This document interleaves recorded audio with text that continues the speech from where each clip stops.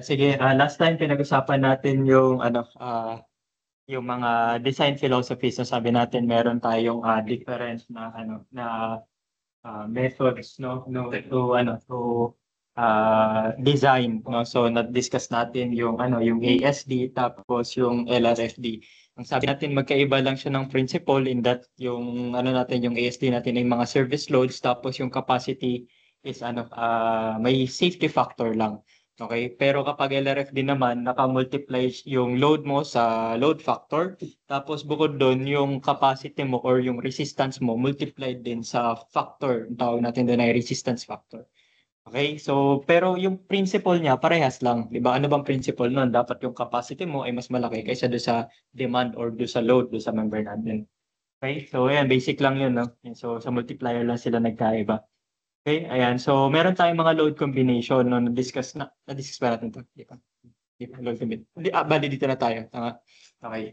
Kapag sa design natin, no, meron tayong iba't ibang loading. Okay, meron tayong dead load, meron tayong live load, di ba? Actually, yung dead, hindi lang basta dead yun kasi may dalawa yun, di ba? Dead sa self-weight, di ba? Tapos dead sa superimposed. Ano yung superimposed? Ibig sabihin, mga nakapatong, di ba? Ano ba yung mga nakapatong sa kanya? Yung tiles, di ba? Yung grout niyan, di ba? Lahat ng hindi kasama sa self-weight ng material. Halimbawa, slab ang pinag-uusapan natin, 'di ba? Yung dead load niya, yung weight niya mismo. So paano ma-compute 'yon? So yung ano, unit weight ng concrete times the thickness, yun yung magiging floor area niya, 'di ba? So 23.54 times halimbawa 150 mm yung test na slab mo. So dapat naka-meter. So divide mo ng 1,000. So 0.15, 'di ba? 23.54 times 0.15, yun yung floor load niya. Okay, yun yung area load, yung naka-KPA.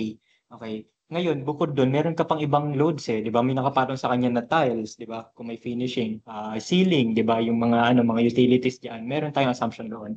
Okay? So, yun yung dalawang dead load. Sa live load, meron din dalawa.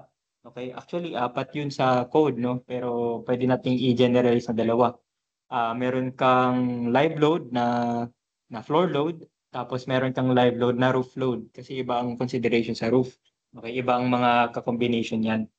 Ngayon, pagdating natin sa tawag dito, live load, meron pa tayong tinatawag na reducible live load, tapos meron tayong tinatawag na non-reducible live load. Okay? When we say reducible live load, ito yung kapag kinalculate natin yung effect niya. Okay, pwede mo siyang bawasan kapag malaki yung area.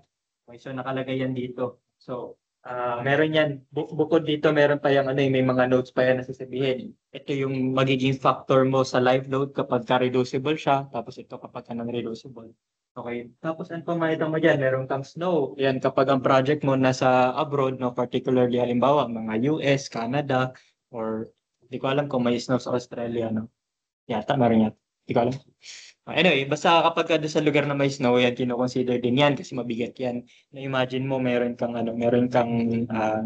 tawag dito, para kang may tubig sa ibabaw ng bubong mo na malalim, no? Tapos yung lalim nun depende sa lugar. Di ba? May mga lugar na malalim yung snow, meron din mga lugar na hindi. So meron silang mapa doon, no, nakalagay doon sa mapa kung ano yung i-assume na lalim nung snow load natin. Oh, nila pala kasi wala tayong snow load. Okay, rain load, hindi na natin itong consider, no, pero siguro sometimes kapag ka ina-expect natin na mai-impact yung rain, siguro kapag ka for some reason meron kang roof na walang drainage, hindi ko alam yung ano nito, yung kailan mo i-consider kasi never pa ako naka-encounter ng ganyan kasi usually i-drain mo yan. Di ba? May drainage yan properly para hindi magbabaha yung bubong mo. So para saan yung rain load ngayon? Hindi ko rin alam. No, never ko pa nagamit siya sa calculation. Okay, pero yung wind and earthquake lagi yan kino-consider kahit saang lugar. Okay, wind and earthquake. Okay, particularly pag mga matataas na building. Ayan. Ngayon, ang problema dito, ito nakikita mo, di ba? Kapag sa sample problem natin, bibigay yan. Ito dead load mo, ito live load, earthquake, wind. Pagsasama-samahin mo na lang yan, no? Pero sa tunay na buhay, hindi pa yan yun. Okay, yun yung na-realize ko dyan, no? Kasi sobrang dami yan. Minsan, meron kami project na load combination niya umabot ng 1,000. Okay, 1,000 yung load combination. Hindi lang ganyang set na 7. Hindi yan. Bakit? Kasi makita mo, halimbawa, yung load combination 5 mo, meron kang makita positive, negative E. Okay? Kasi meron kang positive, negative earthquake. Kasi ano yan eh, meron kang earthquake pa kanan, meron kang earthquake pa kaliwa. Di ba? X pa lang yun. E paano yung kabilang direksyon?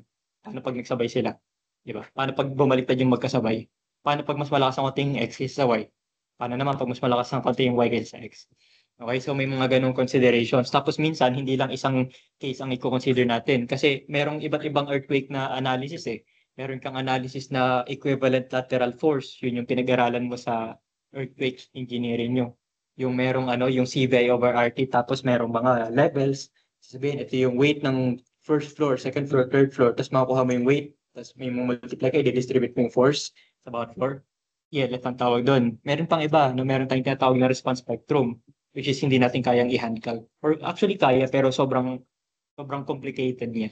No? Na usually kung mag-RSA ka, gagamitin mo software na para mabilis mo magawa kasi hindi siya feasible gawin mano-mano. Earthquake pa lang yun. May wind pa. Ganun din sa wind. Meron kang pakanan, pakaliwa, baliktaran. Paano pag magsabay? Paano pag nag-torsion? Meron pang ganun. Meron pang apat na load cases yun. No? So, ultimate pa lang yun. Ibig sabihin, design capacity pa lang, meron ka pang service. Pag nag-service ka, iba pa yung load combination nun kasi ibang load factor, ibang intensity ng wind na gagamitin natin kapag nagde-design tayo for service yung mga drifts, yung diniscuss natin last time, iba pa yun. Okay, so point is, yun nga, sa tunay na practice, ito, hindi lang ito yun. Okay, so again, ano bang point ito? Yung sinasabi ko pa rin last time, no, if you want to design, diba? Wag magmadali, no? If you want to design, gain experience muna, know how they do things, no, in the field. Kasi nga, sobrang complicated niya. Hindi lang siya ganito, hindi porque, ay, may sample problem kami ng load combination, okay na yun. Hindi ganun. Okay. So, sobrang dami pa niya. Okay, itong mga load combination nito is para sa LRFD. No, makikita mo yan sa ASCE7. So kapag ka ang reference natin or kunyari maghahanap ka, gusto mo malaman kung ano yung mga load combinations, paano mag-calculate ng mga loadings, ang reference natin dyan is ASCE7. Okay, kapag ka ang kailangan mo namang hanapin is paano mag-calculate, no, paano mag-calculate ng capacity ng member, kung concrete yan, ang hahanapin mo ACI. Kung steel ang hahanapin mo, AISC pala, AISC. Okay, pero pag loading lang, ASCE. Okay, American Society of Civil Engineers. No? 7 yun yung parang book, no? Tapos may mga version pa yan. 7-22, ibig sabihin 2022 version, yung mga ganun. Okay. So ito ay kinopya ng NCP natin sa ASCE7. So ganun naman si NCP, no? Copy-copy lang. Okay, so ASD naman, so ganun din. Again, capacity should be greater than the loading natin. Magkaiba lang yung tawag sa kanya. Kapag ka LRFD, ang tawag natin sa loading is the ultimate load or the factor load kasi may minultiply ka sa kanya. Pagka ASD naman, required lang, no? Required or service yung loading. Okay, ibig sabihin lang yung pinagsama-sama mo lang sila pero walang mga load factors, hindi mo siya in-amplify. Okay, tapos dito naman meron kang Rn over omega, ang yun yung capacity natin. Sa LRFD, ang tawag natin sa kanya is design strength. Kapag ka ASD naman, ang tawag natin sa kanya is allowable strength. Okay? And so meron namang separate load combination kapag ka ASD. No? So makita mo dito, so wala siyang mga multiplier. Bukod dito, sabi, ba't nagkaroon bigla ng multiplier? Sabi nga, di ba, unfactor dapat. Ba't nagkaroon ng factors? Okay, so dito, ang sinasabi nila is that itong mga multiplier na to is hindi para i-amplify or hindi para ibaba yung values. Yan ay para doon sa consideration ng possibility ng pangyayari ng mga bagay-bagay. Okay, halimbawa ito, sinasabi nila hindi naman mangyayari na 100% na nandun lahat ng tao. Kasi kapag ka-consider mo, kunyari, ito residential, kunyari, ang assumption is, 4.8 siguro, kunyari, 4.8 kPa. Which means nun, punong-puno yung mga, itong room na to, punong-puno ng tao. Tapos, dun mangyari yung earthquake na 100%, no? Na sabay-sabay, talagang lilindol na yung kung paano mo siya din-design, yung todo ng lahat ng, kumbaga yung pinakamataas na pwede mangyari sa kanya. Yun yung mangyayari. Tapos, at the same time, nagkataon na punong-puno ng tao yung building. Sobrang unlikely. Kaya nangyari nito, meron tayong parang reduction factor, parang binaba nila, no, na ang purpose is para hindi tayo masyadong over estimate doon sa design. Binaba nila yan kasi nga sabi nila unlikely namang mangyari yun. Okay, so dinecide nila na ibaba yun, no. Ayan, tapos yan, ganoon din. Kung mapapansin mo dito, may mga or. Ano ibig sabihin ng or? Ibig sabihin, yung mga nasa bracket na yan, hindi yan pwede magsabay-sabay. Okay, ano ibig sabihin? Pag i-calculate mo yung load combination tree, hindi lang isa yan, tatlo yan. No? Dead plus roof live, dead plus snow, then plus rain. Yeah. So, ibig sabihin, ito, tatlo na to, ito, yung 4, tatlo pa ulit yan. Di ba? So, ganun siya. Yan may or. Tapos makikita mo, walang load combination na magkasama yung earthquake saka wind. Yeah. Bakit hindi nagsasama ang earthquake at wind? Possible bang mangyari yun? Pwede naman, pero sobrang bihira, di ba? Kasi kapag dinisign mo yan, ang mangyayari niyan, yung wind, nandoon sa 250 kph halimbawa, yung nandoon sa design wind natin, yung nandoon sa mapa, yun yung maximum na pwede mangyari, yung kumbaga signal number 4. Tapos lumindol na magnitude 7, di ba? Habang bumabagyo.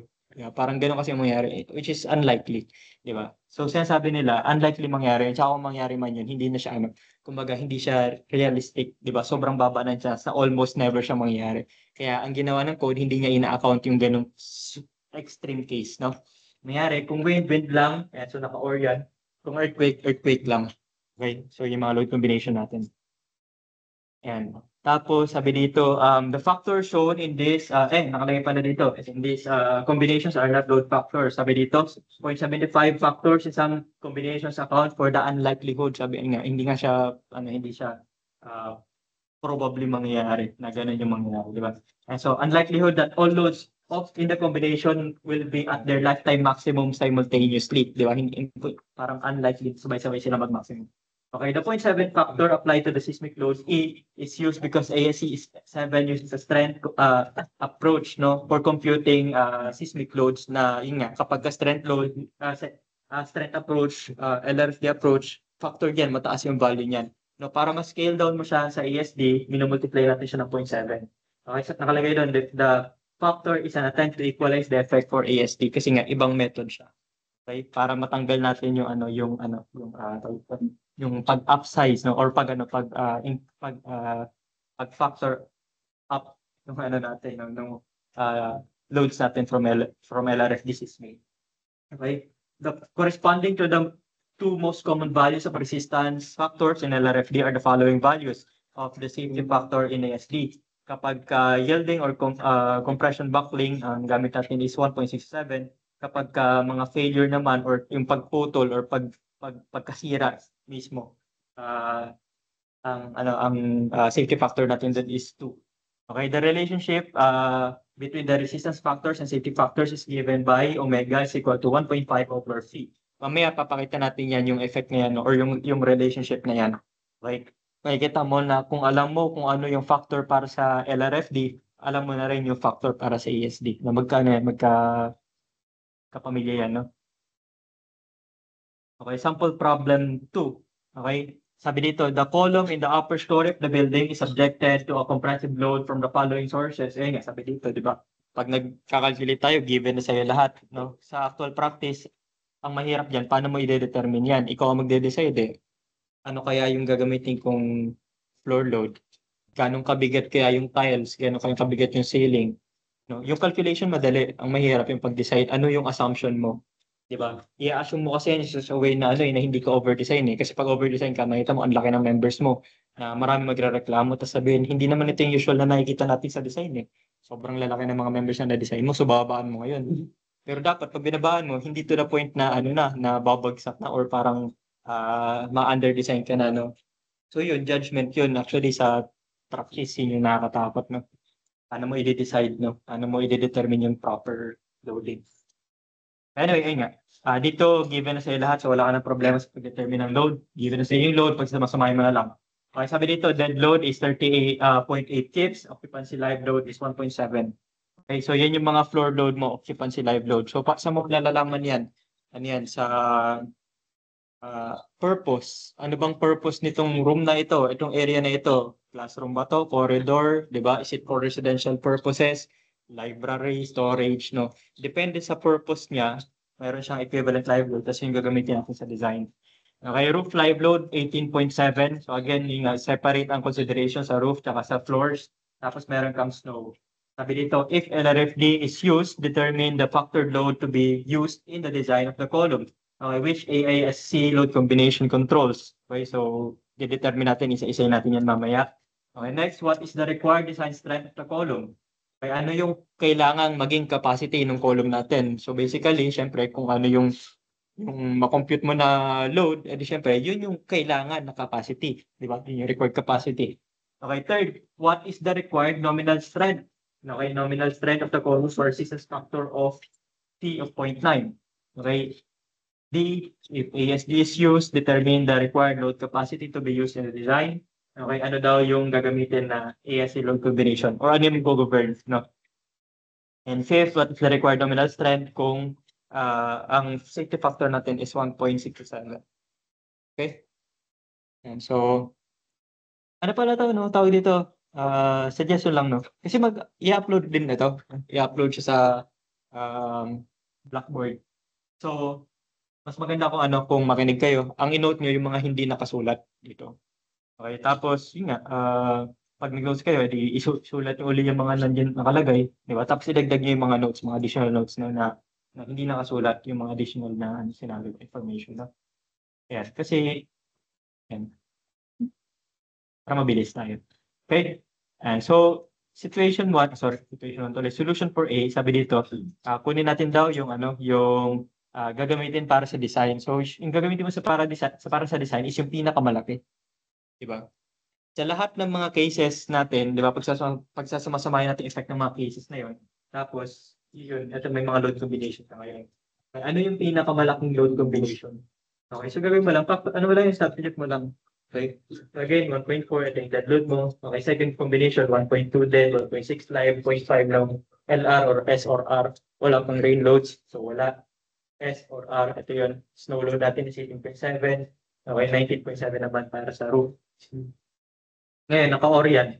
Diba? So, kapag kinalculate mo ito, pipili mo na lang mas malaki. Tama ba? Ito na lang. Hanggang din dito. Okay. So, ito ay naka 0.5, dito 0.5. Kaya na lang, alam niyo. Kaya mag-i-exam eh. So, ito yun. Okay. So, bakit ba't hindi mo alam? Hindi mo alam sir. Wala na lang. Naka-program na yan. Anyway, pero wala, ganyan talaga. Kaya nag-aaral, di alamin mo. So, ganun lang, mabilis lang ito, substitute mo lang. Okay, ano lang critical dito, huwag mo lang mapagbali-baliktad yung mga factors, di ba? Huwag ka lang magkulang. Okay, pero makikita mo medyo may pattern yan. Okay. Kasi ano yan eh, may mga parts yan. Okay, una dead. Okay. Tapos deadline. Okay. Ngayon dito sa deadline na to, ang priority is yung live ng roof. Makita mo, live ng roof, yung iba pang live. Ito kasi live din siya, yung snow, tsaka rain, tsaka roof load. Live din yan, pero nasa bubong. Ganun mo siya isipin. Okay, live na nasa bubong. Okay, kaya siya hindi pwede magsabay-sabay kasi isipin mo, ano ba yung roof live? Mga tao na nakapatong doon, mga gamit nila kapag nagma-maintenance. Hindi naman sila mag-maintenance habang nag-i-snow, di ba? So, hindi magsasabay yun. Nakuha nyo. Di ba? Unlikely, kaya naka-orient. Kasi sasabi nila, wala namang pupunta doon na tao kung nag-i-snow doon. Hindi rin ako pwede mag-snow habang umuulan. Di ba? So, isa-isa lang yan. So, ganun din, no? I mean, pwede naman may magkumpuni habang umuulan, pero unlikely din, di ba? Magko-construction sila sa bubong habang nag-uulan. Hindi, di ba? So, yun yung logic nila doon. Okay? Pero dito, ang malaking factor is yung live. Dito naman, live din pero roof. Makita mo dito yung live mo, di ba? Na floor load nandito. Ngayon, hindi ko lang alam kung bakit may wind dito. So, alam yung logic yan. Pero anyway, yun lang yun. Okay, dito parang nagbaliktad lang sila. Okay, pero bukod doon, di ba, naka 0.5 L, naka 0.5 ka dito, yun naka-multiply dito ngayon. Okay, pero bukod doon, may wind ka. Okay, ano yung pangatlong case? Dito naman, ito yung dalawang tinatawag natin na high gravity load combinations. Okay, kasi pagka kinonsider natin yung seismic and wind, meron yung dalawang cases. Kung makita mo dito, wind, high gravity, wind, low gravity. Okay, earthquake, high gravity, earthquake, low gravity. Anong case yan? Kailan siya nag-e-effect? Okay, kapag kasi sa tunay na buhay, di ba? So, imagine mo, meron kang column, ganun. Okay. Ito yung lateral load mo. Okay, ito yung column dito, di ba? Ano ma-experience ito? Pag ganun yan, di ba? So, ano ang ma-experience niya? Ito, magte-tension ito. Okay, ito, magko-compression ito. Agree ba doon? Diba? Driven. Gaganon yan eh. So, ang mangyayari, ito, may hila. Diba? Ito yung ano, yung deform shape yan eh. Diba? Pagkaganon yan. Ito, magbe-bend lang. May hila ito, tapos ito mako-compress. Nakuha niyo. Ngayon, kapag nagde-design tayo, meron dalawang cases yan. Okay? Merong case na mas critical yung maraming tao, maraming dead load, maraming live load. Basically, maraming gravity load. Kailan mangyayari yun? Dito sa case na to. Kapag malaki ang dead load, tapos tumutulak pa doon yung earthquake load, so syempre, critical to sa compression.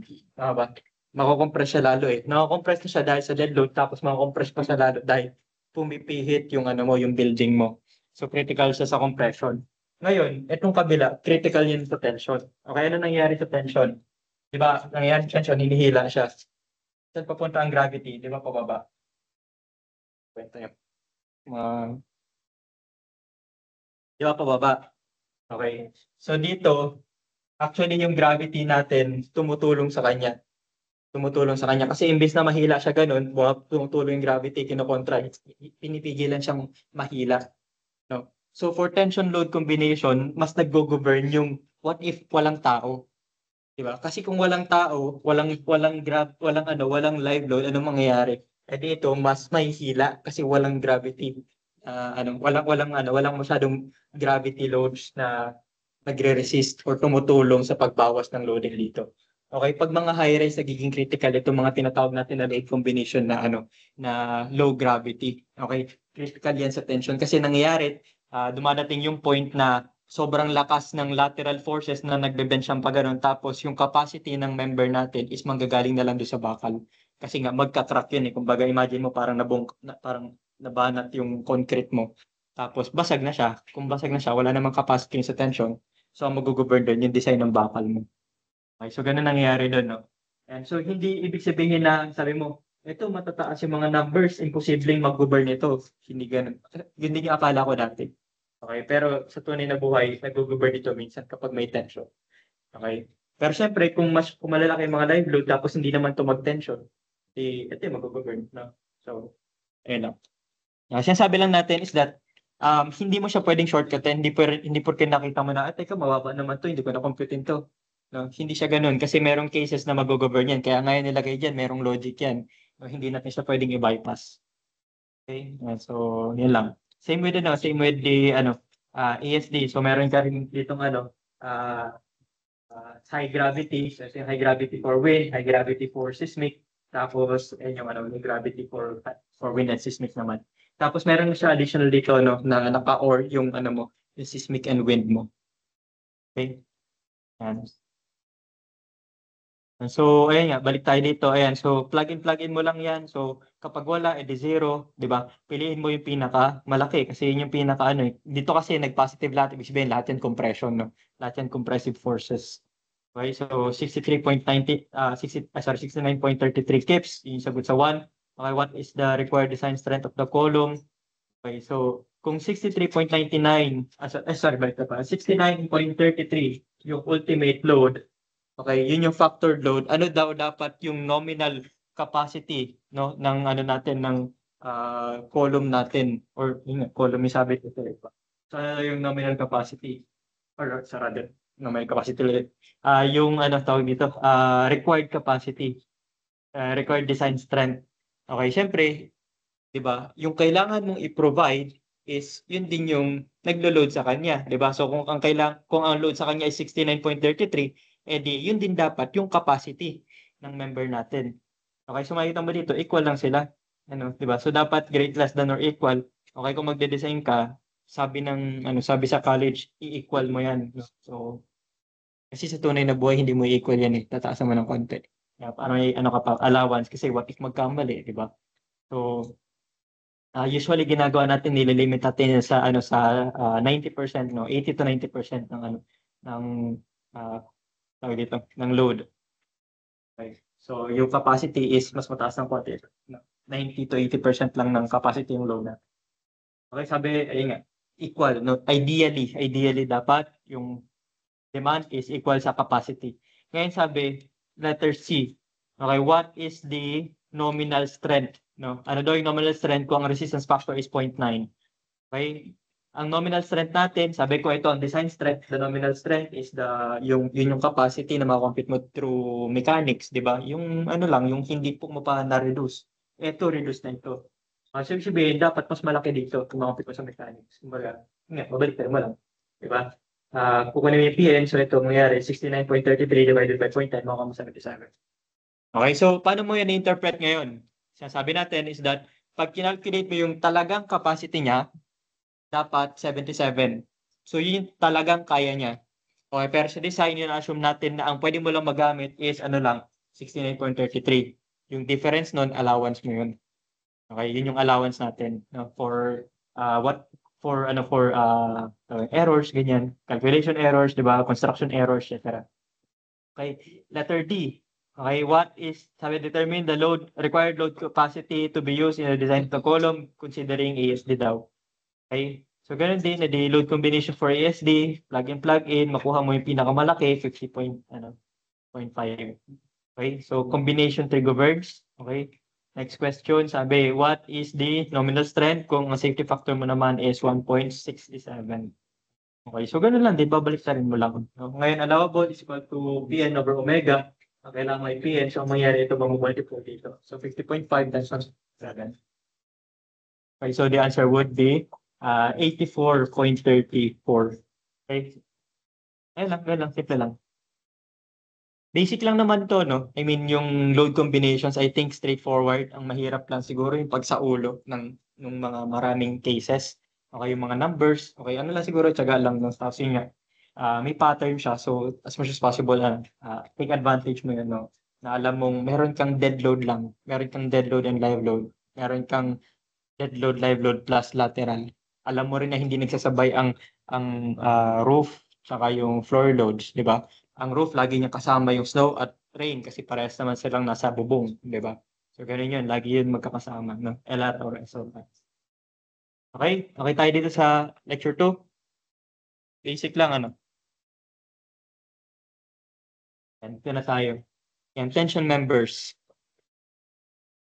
Okay, so ito yung parang pinaka-focus natin for lecture module 1.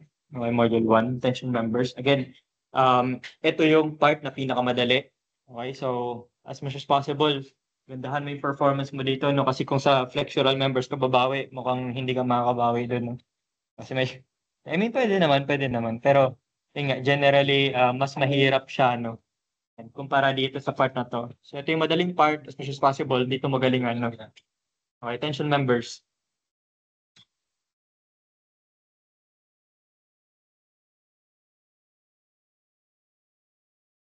And so, tension members, by definition, are structural elements that are subjected to axial and side forces. Okay, so kaya nga siya tensile member kasi meron kang tension forces eh. Diba? Any cross-sectional configuration may be used. Ibig sabihin, kahit anong shape, pwedeng W shape, di ba? Pwedeng wide flange, angle. So, pwedeng plate. Or kung gusto mo, double channel. Kahit ano, pwede. No? Yeah, so the stress in axially loaded tension member is given by F is equal to P over A. So, yung basic lang, no? Stress is equal to force over area. Okay, the typical design problem is to select a member with sufficient cross-sectional area to resist the loads. Okay, so ganun lang, pipili ka lang ng member na adequate yung section niya kasi yun nga, ito yung pinaka-basic sa lahat, no? Kung makita mo, ano lang yan, stress is equal to force over area.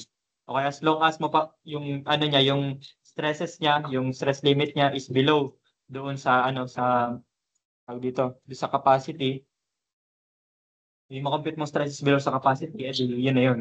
Okay, paano mo papababa? E di ano lang, lakihan mo yung area, no? Upsize mo lang, ganoon lagi.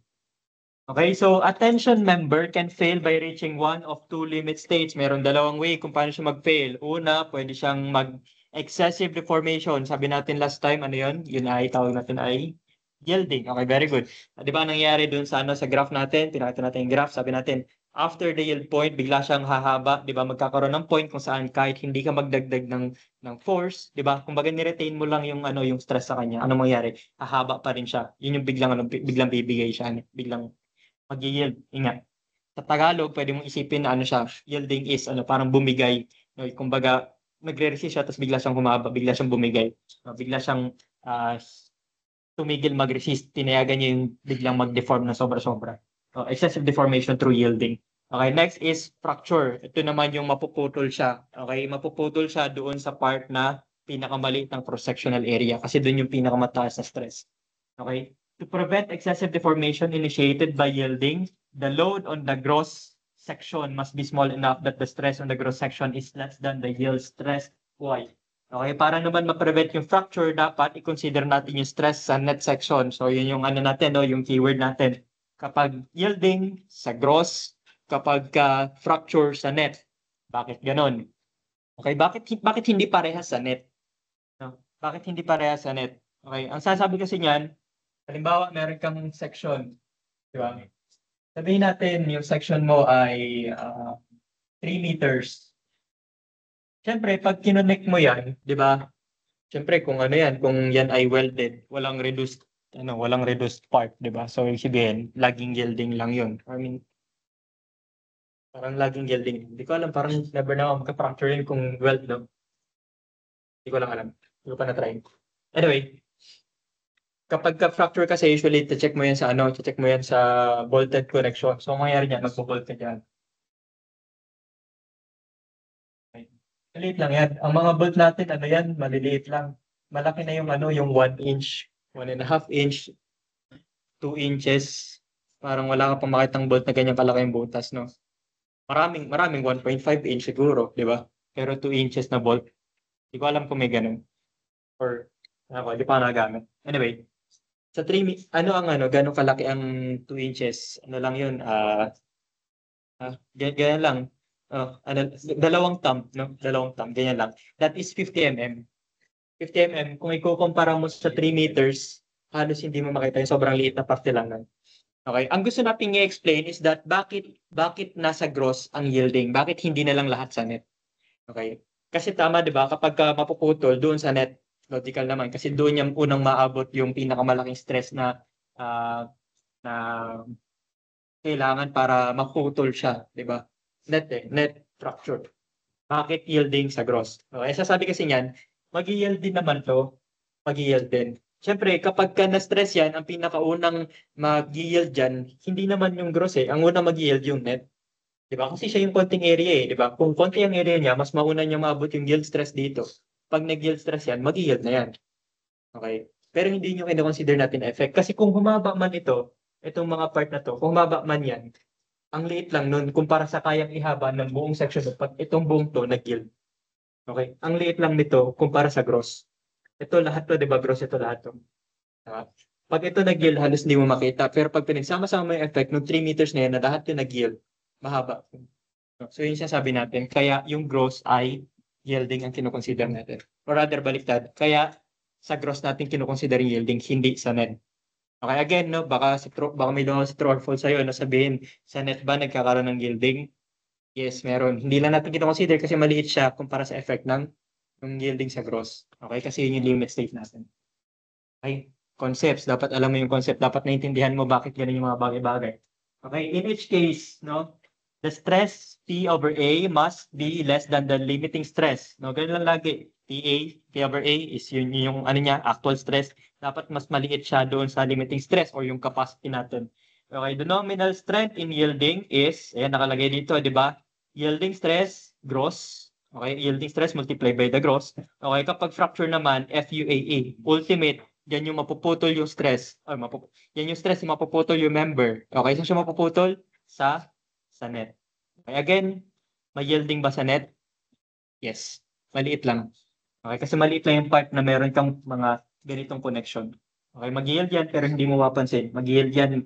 Nakikita natin yielding kapag lahat yan nag-yield mo. Ayan, sabi dito, although yield, nakalagay pala dito. Sabi dito, para maniwala kayo, no? Sabi dito, although yielding will first occur as the net cross-section, mag-o-occur daw sa net cross-section, di ba? Okay. Deformation within the length of the connection is generally smaller. Maliit lang yung deformation dito kumpara doon sa remainder of the tension member para dito. So, yun yung reason. Okay, the reason is that the next section exists over a relatively small length of the member. Again, kung halimbawa 2 inches to, malaking bolt na yun, no? Pero 2 inches of kumpara mo sa 3 meters, di ba? Sobrang liit. 50 mm over 3,000 mm. Di ba? So, ang liit lang, no? Okay? And so most of the member will have an unreduced cross-section, so the attainment of the yield stress on the gross area will result to a larger total elongation. Okay, it is this larger deformation, not the first yield doon sa fracture, no? That is the limit state. Okay, yung larger deformation yung kino-consider natin is the limit state. Okay, LRFD. Okay, so paano natin kakalculate to? Ayan, so ganun lang din, no? So PU, di ba, ultimate or factored load should be less than the design strength. Okay, meron kang dalawang cases. Okay, yung PN mo pwedeng manggaling siya sa yielding or pwedeng yung PN mo ay manggaling sa fracture. Okay, magkaiba ang factors natin depende kung ano mode of failure. Kung yielding, 0.9, kung fracture, 0.7. Okay, yun lang. So magkaka-partner yan lagi, no? So basically, ito din yan, in-specify mo lang kung anong type. Okay, ito para sa yielding, ito para sa fracture, meron siyang corresponding na resistance factor. Okay, nire-reduce natin yung capacity no for safety factor. Okay, sa ASD naman ganun din, no? So basically, ang pinagkaiba lang ito, imbis na i-multiply mo sa phi, ang ginawa mo, dinivide mo siya sa omega. Okay, ang value ng omega natin is 1.67 tsaka 2. And so, sabi natin kanina, di ba magka-relate yun? Sabi, ano daw? Dito, yung omega ay equal sa phi over 1.5. Tama ba? Amen. Baliktad yata. Baliktad yata nila.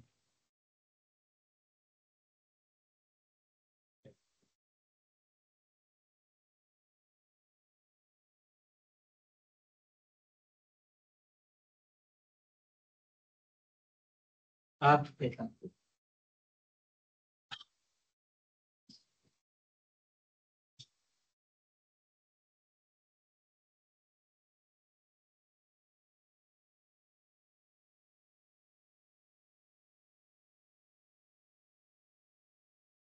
Nabalibalik ka. May ano kasi net, yung fracture natin ay 2, di ba? 2.0. Tapos sa kabila naman, ano siya? 0.5. 1.5.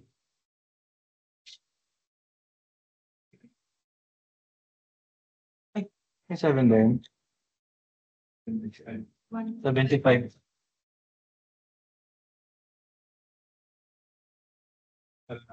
Ay, ito siyang buksan yung ano eh. Yan na yan. Okay, so ito yung P. Ito yung omega. Sige. Ano yan? May point lang ako dyan. Maya.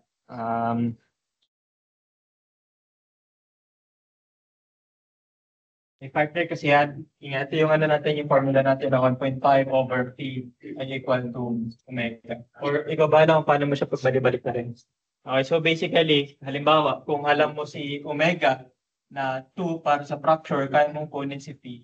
Yeah, so 1.5 over 2, 0.75.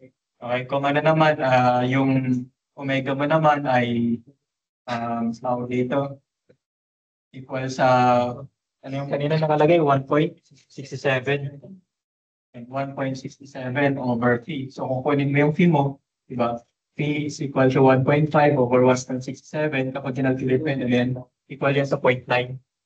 So, ayan. Ayan na siya. Okay, kung malimutan mo man, hindi solve mo na lang. And so, ayan lang. So basically, same case, no? Pinakaiba niya lang yun na imbes na naka-multiply, naka-divide. Okay, pero meron pa siyang other form eh. No? So kung mapapansin mo dito, ano sabi natin kanina? Tandaan nyo? 0.9 FYAG, 0.75 FUAE. Okay, kapag kasinulat mo yung AST, ito yung itsura niya, di ba? Ngayon, i-simplify mo yan. Try mo nga 1 over 1.67. Makikita mo yan ay approximately nasa 0.6 FY.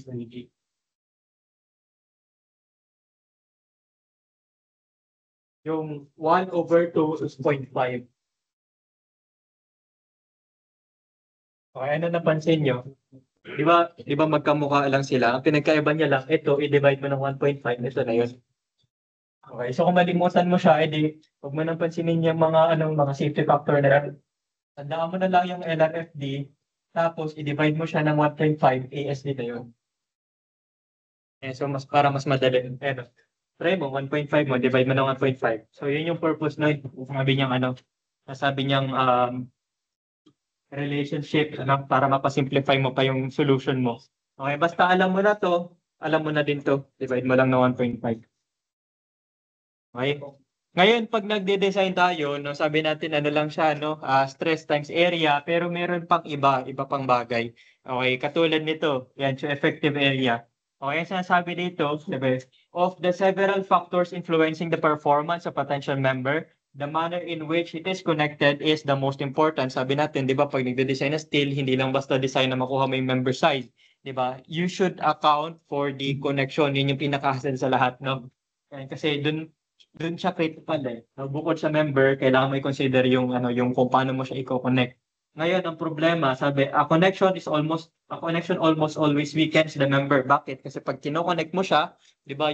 Especially kung bolted ang connection, pag binutas mo yan, mababawasan yung area niya, mababawasan yung capacity niya doon sa part na yon. Okay? Tapos depende pa kung paano mo kinonect kasi katulad nitong kulay na to, nitong angle na to, yan, yung naka-shaded part diyan, yan lang yung part na gumagana. Okay? Ang tawag diyan sa effect na yan ay shear lag. No? Dito, meron daw influence so yung connection doon sa performance ng member. Okay, this factor is a function of the ductility of the material. Okay, fastener spacing, stress concentrations at holes, fabrication procedure, and a phenomenon known as shear lag. Ano yung shear lag? Sasabi na shear lag is that kapag yung member, hindi lahat ng parte niya nakakonect doon sa connection, hindi lahat yun nag-aambag or hindi lahat yun tumutulong. Okay, katulad nito, 'di ba, yung leg, yung angle mo, 'di ba nakaganyan yan, pa-L yan. Ang connected na part lang ito lang. Itong nasa taas hindi connected. So ang tanong, ito ba ay gumagana? Doon sa dulong part ay kung makita mo, kapag after ng connection, kapag medyo gitna na ng member natin, 'di ba, member, andito lang naman ang connection. Tama ba? Nasa support lang ang connection. Yung gitna nun, gumagana na yun. Lahat yun ay stress. Pero doon sa connection itself, makikita mo na may part ng section na hindi gumagana. Okay, ano ibig sabihin? Ibig sabihin, kasi tayo na-stress, yung kulay-kulay lang. Ito, walang ambag ito. So, wala siyang ambag. So, meron siyang reduction doon sa performance niya. Okay, ano, nakalagay naman doon, no? Yeah. Not stressed. Bakit? Kasi hindi naman siya connected doon sa plate, no? Kung saan siya connected dapat. Okay? Shear lag occurs when some elements of the connection are not connected, as when only one leg of an angle is bolted to a gusset plate. Okay? The consequence, sabi dito, of this partial connection is that the connected elements become overloaded. Yung part na nakakonect, nandun lang lahat ng stresses, no? Sabi dito, becomes overloaded and the unconnected part is not fully stressed. Hindi even yung mga stress sa kanya. Di ba pag nag-calculate ka ng stress, paano? P over A lang, di ba? Buong area ang gamit mo. Hindi ganun yung nangyayari eh. Di ba? So, anong nangyayari? Nagkakaroon tayo ng mga modification do sa calculations natin. Okay, lengthening the connected region will reduce this effect. Now, shear lag can be accounted for by using a reduced or effective net area. Okay, effective net area. Hindi lang basta net area, no? Effective net area. Ibig sabihin, minultiply mo yung factor, no, to account for the effect of shear lag. Okay, ang shear lag effect ay kinoconsider natin by using yung factor na U. Okay, it affects both bolted and welded connection. Okay, kung bolted connection, okay, AE, okay, effective area is equal sa net, yung bawas na times U. Yun yung factor, shear lag factor natin. Okay, ngayon, pagka welded naman, AE, effective area is equal to the gross times U. Bakit gross? Tingin niyo, bakit gross?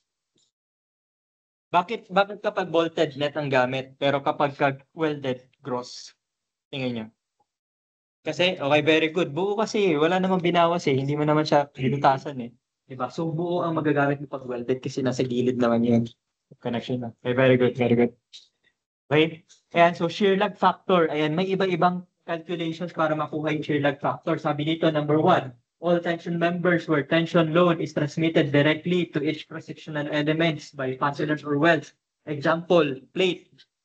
Iisa lang naman ang parte ng plate, di ba? Isang flat plate yun. So, kung i-connect mo yun, buong part niya gagana na yun. Kaya sabi doon, shear lag factor niya 1. Kasi wala kang reduction, buo yan eh. Di ba? Pero halimbawa, yun, gumamit ka ng ito. Ayan, W section. Saan may connect ang ano niyan? Kunyari, mag-share connection ka, tension member eh. Di ba? Mag-share connection ka, saan may connect? Lalagay mo sa web. Di ba? Kapag kinonect mo yung web, yung flange hindi naman connected. di ba? So kapag ka ganun, meron kang factor, may calculation ka, ang nakalagay doon, 1 minus x bar over L. Okay? Marami pang iba yan, marami pang magulo-gulo dyan. Okay? Pero ang pag-uusapan natin is doon lang tayo mag-focus no? Sa 1 minus x bar over L. Doon lang, no? And usually kasi ang question sa mga ganitong problems, mga angles, no? So yun yung magiging natin, sample problem. Okay? Pero yun lang yung concept no? Sasabi lang natin is that, halimbawa, weird yung shape niya, hindi lahat nakakonect. Ang mangyari, may parte na hindi gagana, may parte na hindi magpa-participate. So ang mangyari, we have to consider the effect by calculating the reduction factor, no? Yung shear lag factor, pangbawas yan. Okay, makikita mo pag nag-calculate tayo 1 minus x bar over L, di ba? So, syempre may value yung x bar over L. So, mababasan yung 1. Mababasan yung 1, mababa yung value nito. Kasi kung sumababa sa 1, bababa yung overall value nito. Diba? Kasi nga ang aim natin is to reduce the effective area. Okay, for any tension member except plates and round HSS with length is greater than or equal to 1.3 of the diameter, okay, ito daw yung formula natin. 1 minus x bar over L. Ano yung x bar? Sabi, distance from the centroid, the connected area to the plane of connection. Okay, mamaya, may sample naman tayo dyan. Okay, tapos length of the connection naman yung L. Sabi niya, di ba, mababawasan yung effect depende sa length of the connection. Mas mahabang connection, mas less ang effect ng shear lag. Yung shear lag pala, no, kung halimbawa baka may nagka-question sa inyo, no, kadalasan siyang nilalabas kapag mga identification, no. It is a phenomenon na hindi tumutulong yung buong section. Shear lag yun. Okay, sample. Okay, a 1/2 by 5 plate. Okay. Itong mga gamit natin, mga no, usually mga English ito, no, English system. Okay, 1/2 meaning half inch. Okay, 5 yun yung dimension niya, no, yun yung width niya. Okay. It is used as a tension member. It is connected to a gusset plate with 4 5/8 inch diameter bolts as shown in the figure. Okay, assume the effective net area AE is equal to net area AN. So sabi niya, huwag mo nang i-consider yung yung shear lag effect kasi effective is equal sa net. Tama ba yung assumption na yun? Tingin niyo. Sabi, i-assume daw natin assume that the effective net area AE is equal to AN. Tama ba yun? Yes. Bakit? Kasi plate lang naman siya tama? Walang effect yung shear lag. Okay, very good. So, kuha, no? Pag lumabas yan, tama niyo no? Kapag may, baka may essay, ganyan. Baka lang.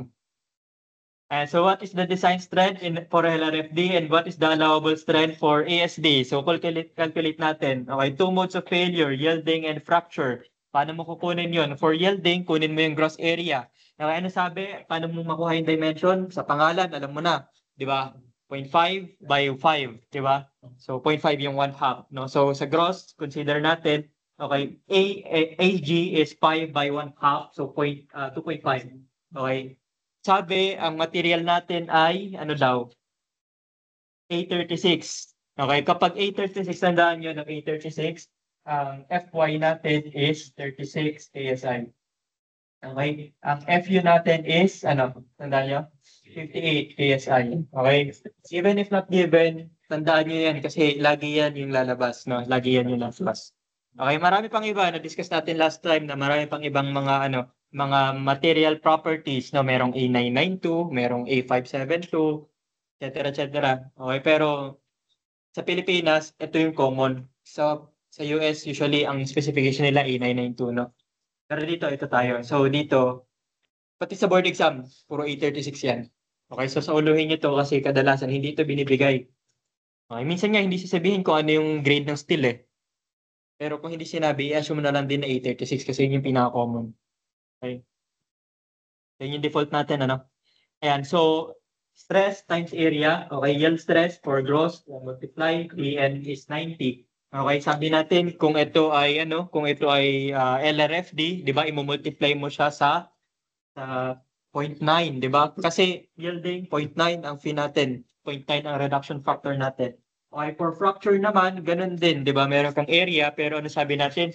Fracture mangyari yan sa net, doon siya maputol kasi doon mo binutasan nabawasan area niya doon. Kung maabot man niya yung fracture stress niya, 'di ba, yung ultimate stress niya, doon mangyayari 'yun sa kung saan ka nagbutas. Okay? So, paano mo i-calculate yung net area? E di gawin mo, di ba? Imagine mo muna. Huwag kang manghula, no? Huwag kang manghula. Huwag mong i-pattern. Madali lang yan eh. Okay? Ang gagawin mo lang, imagine mo yung mangyari. Okay? Ito yung cross-section niya. 0.5 by 5. Pinutasan mo ng dalawa base sa drawing. Okay, dalawa dito, dalawa dito. Ilang butas ang ibabawas mo? Apat ba? Hindi eh, di ba? Kasi apat yan, pero hindi naman yan nangyari sabay-sabay. Paano? Eh, so ano, ingat, logic lang siya eh, di ba? Kailangan mo siya makita, hindi siya pinapattern lang. Okay, wag niyong basta tingnan yung numbers, intindihin niyo yung, ano, yung figure. Okay, ngayon binutasan mo ng dalawa. Okay, ang diameter ng bolt mo ay 5/8. Okay, so dalawang 5/8 yan. Okay, ngayon kapag sa practice, hindi natin siya ginagawa na 5/8 yung bolts, 5/8 din yung butas. Bakit? Kasi mahirap gawin yun, mahirap yung gawin na saktuhan. 'Di ba? Kapag ka konting-konti lang na hindi mo yan maisakto, ano mangyayari? Hindi na nila maipapasok yung bolt. Okay, so ang ginagawa natin, meron tayong allowance. No, sa calculation natin, okay, kung 5/8 yan, meron kang allowance and yung allowance natin ay 1/8 by default. No? Palagi yan. Kung ang 5/8 ang kailangan, mabubutasan nila yan ay plus 1/8 pa yan. Okay? So, ibig sabihin, kung bolt diameter mo ito, hindi yun yung whole diameter. Magkaiba ang bolt diameter sa whole diameter. Lagi kang may plus 1/8. So, basically, ang sasabi natin is that ito, yung width, di ba, na nawala sa kanya is 3/4. 5/8 plus 1/8. Okay? So, dalawang 3/4. Kaya makita mo dito, yan, so gross area is 2.5 minus yung dalawang butas. Ano yung dalawang butas? 3/4. Di ba? 3/4 yung ganun. Eh yung kabilang dimension niya, di ba? Yung vertical dimension niya is 3/8. Eh ano tong kabila? Yung 1/2, yung thickness yun ng ano natin, ng plate natin. No? Madali naman siya intindihin kung nakikita mo yung figure, di ba? Rectangle lang yan eh. Hindi naman siya complicated. No? So, huwag kayong malito kung ano yung gagamitin. Tingnan mo lang yung figure or imagine mo yung nangyari. Okay? Kaya ka lang naman babagsak sa part na ito kung sakali kasi sasauluhin mo yung pattern, ganyan, di ba? Tapos hindi mo naintindihan kung nasaan siya doon sa figure. Sobrang dali lang nito kung nakikita mo siya. Okay? So, ang tip is, intindihin mo yung figure. Imagine mo paano siya binutas. Okay? Kasi hindi dapat siya mahirap. And so, binawasan mo na siya ngayon. So, from the gross, binawasan mo siya ng dalawang bolt diameter, no? Or rather, ng dalawang hole diameter or whole area. No, the net area ngayon is 1.75. Sabi natin, okay, net na yun, pero ang ginagamit ba natin sa capacity is net. Nakita mo ba na ano siya, na FUAN? Hindi FUAN, di ba? Nakalagay doon is FUAE. Kasi meron pa tayong tinatawag na shear lag effect. Pero dito, sabi natin, wala yun, di ba? Kaya nagkataon na yung AE mo ay equal sa AN kasi nga plate lang siya. Walang shear lag. Di ba? Kaya yun ang ginamit natin. AE is equal to AN. Di ba? FU times AE, makuha mo yung PN, di ba? Multiply mo ngayon doon sa reduction factor niya na 0.75 para sa fracture, makuha mo 73 or 76.13 kips. Yun lang. Oh, edi makuha mo na. May dalawa pang modes of failure, yielding tsaka fracture. Tingin mo, kung mag-fail man siya for some reason, saan mangyari? Yielding or fracture? Anong unang maabot? Yung fracture. Kasi hindi naman naabot niya sa 81 kasi 76.13, sira na yan. Okay, ganun lang kasimple. So, ibig sabihin, ang capacity niya is 76.13 pag tinanong sa'yo. No? Yun, simple lang. Di ba? Basic. No? O, paano kapag ka, ano, ASD? Eh di, ganun din. Saan lang siya nagkaiba? Mapansin mo, eto parehas lang, di ba? Hanggang dito sa 90, saka hanggang dito sa 101.1.5. Saan siya nagkaiba dito lang? Kanina kasi, minultiply mo siya sa 0.9, eto 0.75. Eto, ngayon ang ginawa is dinivide mo siya ng 1.67 tsaka ng 2. Pero meron pa isang trick yan, di ba? Sabi natin, pwedeng wag mo nang alamin yung 2 tsaka 1.75. 1.67 pala. Ito na lang, oh. Try mo ito. 0.6 nito. Yun eh. Yeah. 0.5 nun. Yun na yun. Pares lang yun. Okay? Piliin mo ulit mas mababa. Eh, syempre, kung nag-govern yung yielding sa, kung nag-govern yung fracture do sa LRD, malamang, yun din yung mag-govern sa ASD. Diba? Iba lang yung numbers niya. Kuha? Okay tayo doon. Yun lang. Okay, sample problem 2. A single angle tension member is connected to a gusset plate with 7/8 inch diameter bolts as shown in the figure. Service loads are 35 kips dead loads, 15 kips live load. Investigate this member for compliance with the AISC specification. Assume that the effective net area is 85% of the computed net area. Okay, dito, sinabi na niya yung effect ng shear lag. Hindi mo nakakalculate kasi binigay na niya eh. So, 85% daw. So, ibig sabihin, yung AE is 85% ng AN. Yun na yung multiplier mo, 0.85. Okay, so, unang case, gamitin daw natin yung LRFD. Pangalawa, gamitin mo daw yung ESD. Okay, ngayon, dito mabait yung problem kasi binigay niya yung AG. Binigay niya yung gross area. Pero, what if hindi siya ibigay? What if sa problem mo, hindi siya ibigay? Okay. Sa mga problems involving angles, kahit hindi ibigay yun, kaya mo siya makompute. Or dapat kaya mo makompute. Katulad ng plate, di ba? Kanina hindi naman binigay. Na-compute mo. Base sa pangalan. Okay, yung mga white flange, W8 by 22, ganyan, or whatever. Kung naman, wala tayong magagawa doon. Yung mga channel, si 8 by 15, wala tayong magagawa doon. Kasi hindi mo malalaman yung dimensions niya sa pangalan. Diba? Kasi ano yun eh, diba? Yung 8 is depth, yung 15 ay weight. Hindi mo malalaman yung thickness ng flange, ng web, diba? Mga ganun. Pero sa mga cases ng angles, pwede. Okay, paano? Halimbawa, meron kang angle. Diba? Simplified ito, no? Siyempre, kapag i-compare mo doon sa actual na nandun sa, sa manual, hindi siya sa sakto na saktong-sakto. Kasi ano yun eh, may curve yun eh, no? May curve. Diba? Pero, halimbawa sa problem, hindi binigay, so wala kang choice, kailangan mong gumawa ng paraan, isa-solve mo yan. Diba? Nakalagay dito, halimbawa ito ay ano yan, 3.5. So, gawin natin 3.5. Okay, equal leg, so yung kabila ay 3.5 din. Ang thickness niya ay ano daw, 3/8, diba? 3/8. Paano mo kukunin yung area niyan? Kaya mo ba yan? Dapat. Kasi ano, rectangle lang yan eh. Di ba? Dalawang rectangle lang yan, no? Okay. Okay, paano mo gagawin yan? So, para mo kami yung area, 3.5 times 3/8. Di ba? Plus, ito, 3.5 din. Pero, minus to. Minus 3/8 times thickness na 3/8.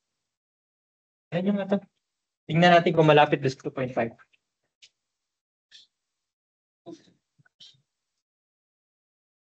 Wala akong calculate. Try natin. Ano nakuha? 2.48, di ba? Or almost 3.5. Okay, so yun nga, meron lang siyang maliit na discrepancy kasi iba yung nando sa manual, pero malapit lang yan kung ganito kung i-approximate mo no, based on manual calculation. Kasi yung nasa AISC kasi ano yun eh, standard yun eh. Kung pag ganun talaga nila perfectly ginagawa yun. Meron silang procedure doon, nakahulma na yun. Okay, so ibig sabihin na kapag sa exam, syempre, since tinuro ko to, ibig sabihin mangyayari to, di ba? So, alam mo na, di ba? Kasi nung last time, di nila ako pinansin dyan eh. Tapos bigla na lumabas, sir, bakit walang game eh? Wala ka dyan. Sinabi ko yan. Oh. So ano yan, foreshadowing yan ha.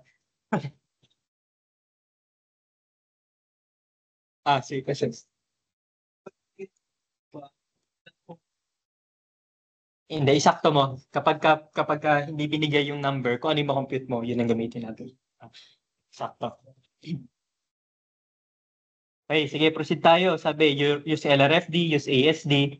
Ganun din to, parang yung kanina lang, di ba? So meron kang gross, di ba? Yan, gross capacity, multiply sa fee, design capacity. Yan lang, di ba? Paulit-ulit lang. O sa net, paano sa net? O ganun din, gross. Okay, ngayon, tingnan mo paano siya kinek. Babawasan mo kasi yan kasi may bolts eh. Di ba? Paano ba mangyari yan? Tatlong bolt ba yan? Tatlo kasi eh. So, tatlo ba ang ibabawas mo? Di ba hindi? Kasi mapuputo yan. Pag ganun, isa lang tatamaan yun eh. Di ba? Logic lang. Di ba? So, madali lang siya. Babawasan mo lang ng isa. Anong diameter na isang bolt? 7/8. Pero sabi natin, hindi diameter ng bolt ang ibabawas. Di ba? Ang babawas natin is diameter ng butas. Hole. Minus 1/8 pa. Di ba?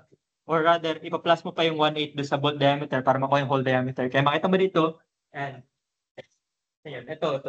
Naka 1. Okay. Saan nanggaling ngayon yung 3/8? Di ba? Galing sa thickness. Okay, very good. Thickness nung nawalang member. Kumbaga ito yan. Oh. Okay. Yung thickness nito, yun yung 3/8. Yung depth niyan, nung bolt na yan, ng binutas mo, yun yung 1 inch natin. Okay. So, rectangle lang yan. Napakadali yan. Kaya-kaya mo yan. Okay? So, ganun lang, di ba? Parang nakakainis. Sabi mo, alam ko na 'to eh. Oh, pagka nakuha mo na yung 2.125, oh, yun na yung net area. Yun na ba yung gagamitin mo sa calculation? Sabi natin, hindi, di ba? FUAE, di ba? Tandaan niyo yan na, hindi siya AN, AE. AE, ibig sabihin, kailangan pa i-consider yung isa pang effect. Shear lag. Sinabi na niya yung effect, di ba? Ganong kalaki, 85% daw.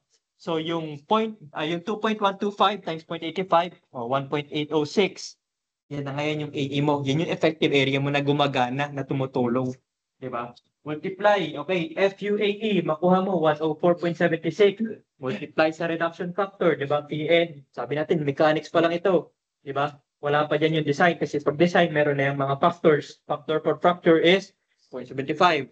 O multiply. Sagot.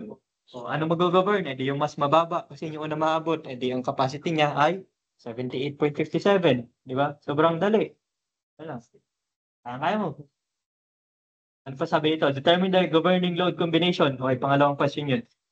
Okay, kasi dalawang tanong eh.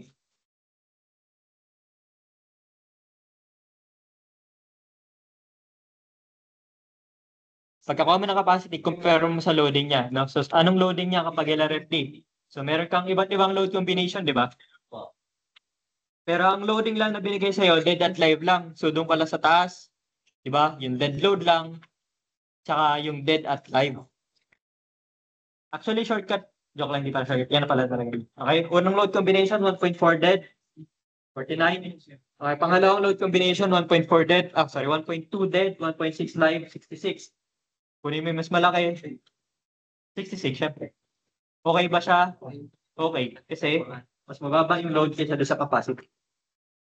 Basic lang, di ba? Ganun lang, simple lang. No, logical naman siya, logical. Okay. Satisfactory for LRFD. Paano pag ASD naman? May ganun din. Sabi mo, oh, ito, kamukha lang to, di ba? Ayun. Pinakaiba niya lang dito. Kanina, minultiply mo ng 0.9. Sabi natin, kung ayaw mo mag-divide, mag-multiply ka na lang ulit. Pero ang gamitin mo ay 0.6. 0.6, kanina, 0.75 doon, gamitin mo ngayon ay 0.5. So, ganun lang din. Di ba ang dali lang? Kasi kung nagawa mo na yung LRFD, pag inulit yung tanong sa ASD, yun eh. Kukumpirm mo na lang ulit, sulat mo na lang ulit. Di ba? Ano mag-govern? Factor pa din. Okay. Satisfactory ba siya for ASD? Okay. So, ito yung dead. Sorry, dead. Ito yung capacity niya. Okay. Yung loading niya, meron kang dead, tsaka dead plus live. Siyempre, kung common sense, siyempre mag-govern nyo may plus live, di ba? I mean, pwede mo i-compute, di ba?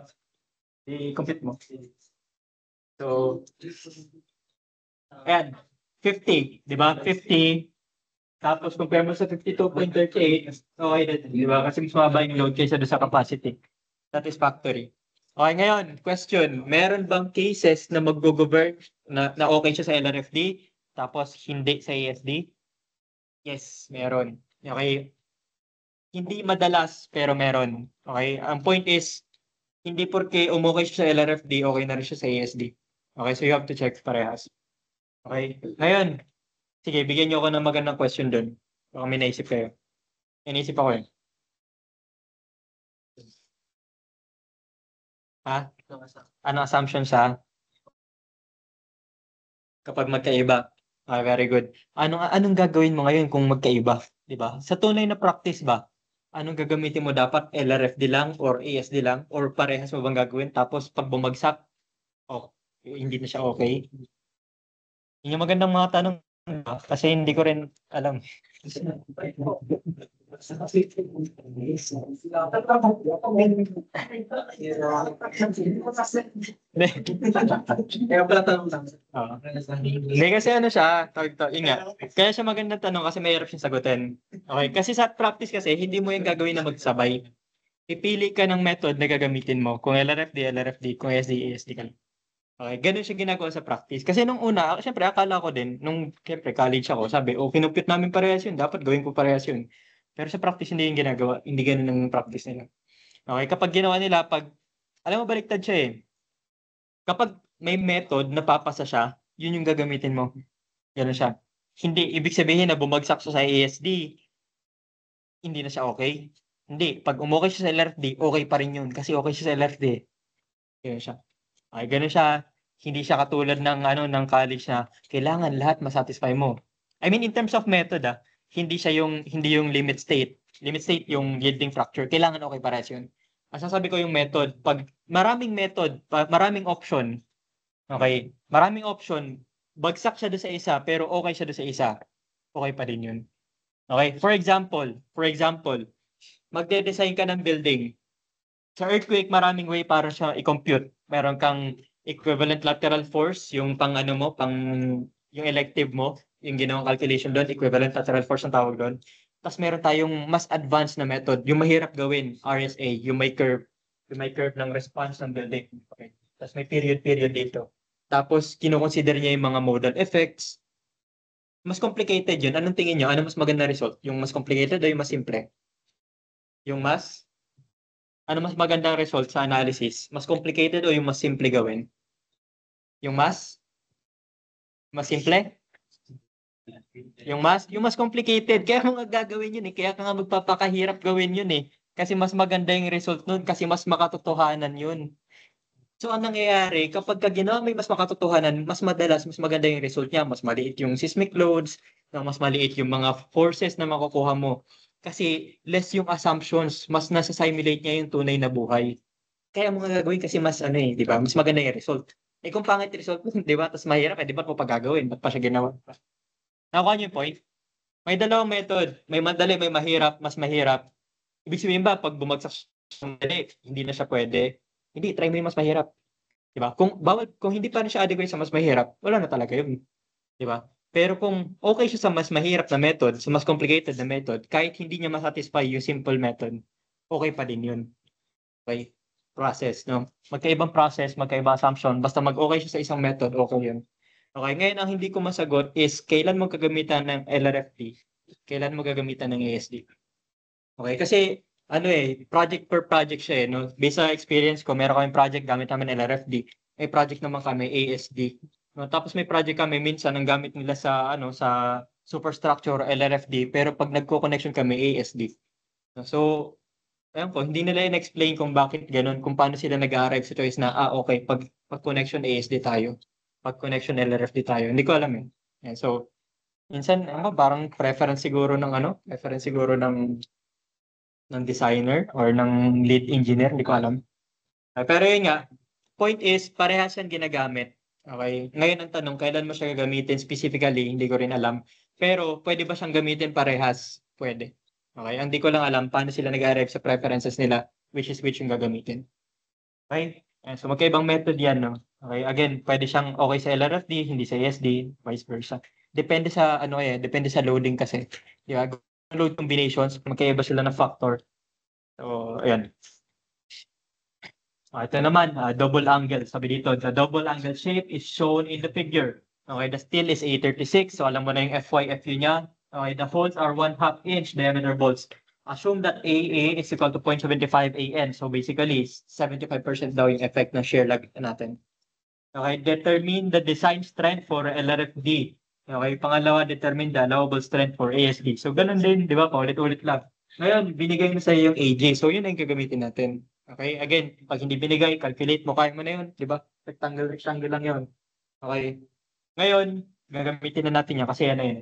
Okay, pag nag-cut tayo, ilang bolts ang gagamitin? Dalawa lang. Tama, based sa figure, dalawa lang. Basic naman. Okay, so ganun ulit. Kunyari, sinolve natin, no? Kasi alam mo na yan, eh. Di ba? Bakit may 2? Kasi binigyan ka ng size, di ba? Ano yung size na yun? 4 angle. Di ba? Double angle ito eh. E di dodoblehin mo lang. Ha? Ganun lang. Oh, e di double angle. So, Fy, total area, net, sorry, nominal capacity, multiply mo sa P. Di ba? 0.9 for yielding. For fracture, ganun ulit, pero magbabawas ka ng area. Okay, ilang butas ang babawas mo? Sabi, 2. Ganun kalaki ang diameter? Sabi, diameter natin ay 1/2. So 1/2 plus 1/8, that will be 5/8 for diameter. Okay, multiply mo sa thickness ng binutas mong object, which is yung thickness ng angle. Okay, yung thickness ng angle natin is 5/16. So nandun yun. 5/16 by times 2 kasi meron kang dalawang bolts. Yun yung net area, di ba? And may times 2 sa labas kasi nga double angle. Ito man dito, yan, angle lang yan. Times 2 kasi double angle siya. Okay, so hindi yun. I mean, hindi pa yun, di ba? Hindi siya mag-end sa net. Dapat gagamitin natin ay effective. So you have to consider the shear lag effect. Tama ba na may shear lag effect? Yes, kasi hindi naman connected ito eh. Tama? Ito lang yung kinonect niya. So, ang mangyari, may part na doon sa connection na hindi gagana. Doon sa connection mismo, no? And so, 75% lang daw yung gagana. Okay? So, AE is 3.029 multiplied by FU, 58. Makuha mo PN. Okay, nominal niya for fracture is 175. Multiply sa kanyang reduction factor, 0.75. So, makuha mo, ayun, 131. Okay, so dalawang capacity. Meron kang capacity for yielding, meron kang capacity for fracture. Ano mag-govern? Yung mas maliit. Mauna maabot yun eh. Tama? 131 lang, mag-fail na siya for fracture. Okay, 156 siya sa yielding. Okay, so ibig sabihin, the fracture controls. No, mag-fail siya through fracture. Yun lang pala, ganun lang pala kadali. Paulit-ulit mo lang. Ito, parehas lang method, di ba? Kaya ba lang, 0.6 ngayon. Parehas method, pinagkaiba doon, 0.5. E di copy mo na lang, di ba?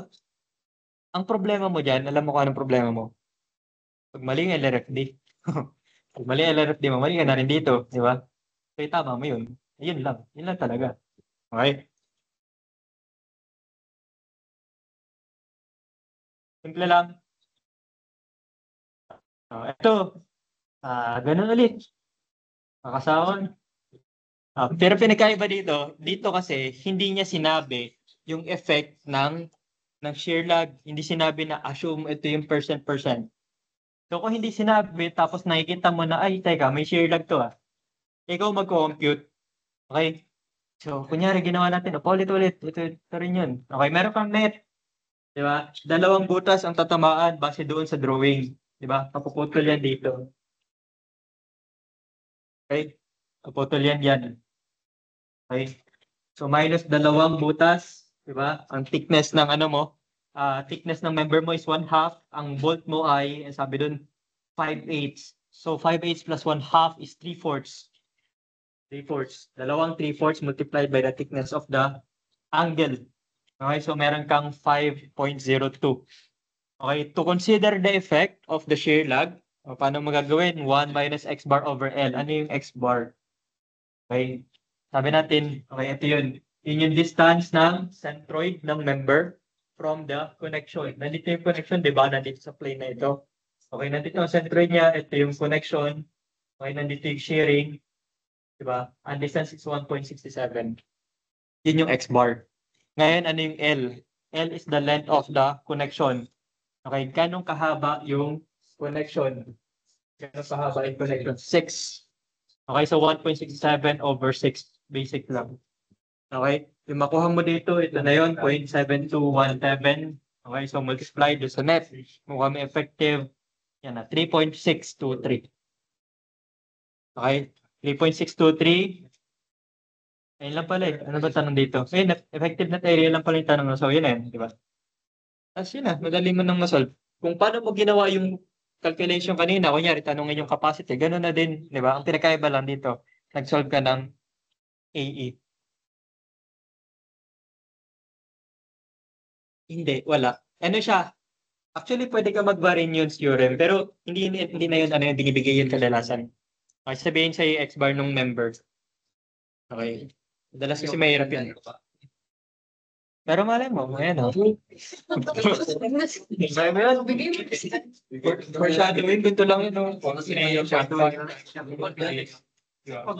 Times 3 over 2. Diba? Plus ito. Kaya mo yan, Varignon lang yun, tapos over total area, di ba? pero ganun siya ginagawa if ever. Para lang alam mo. Ganyan natin. Nabawa natin to, no? Tayo, mahal notation, di ba? So, dapat matutunan mo lahat, no?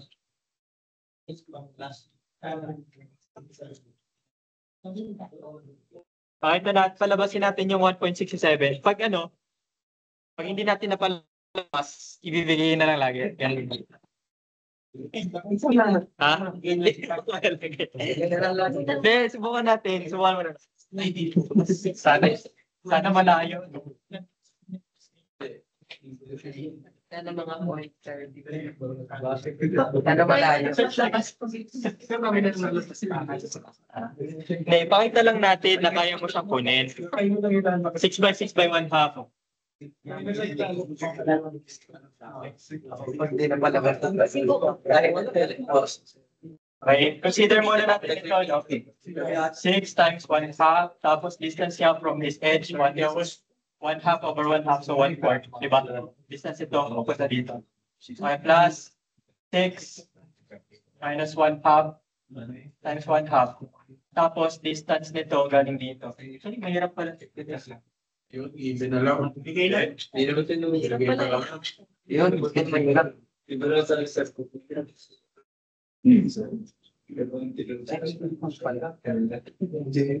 Ayan na. Tapos over total area, 6 times 1 half.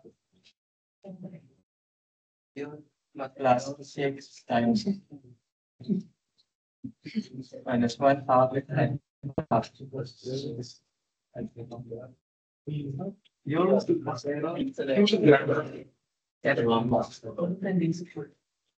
Okay, tapos yung 6,000 na sila. Pag syntax error, ito yung mali. Di ba? Wala kayo, sir? Syntax error kasi. Nasa 57, sir. 6,000, sir. 1.57, sir. Yun, lagi na lang dito.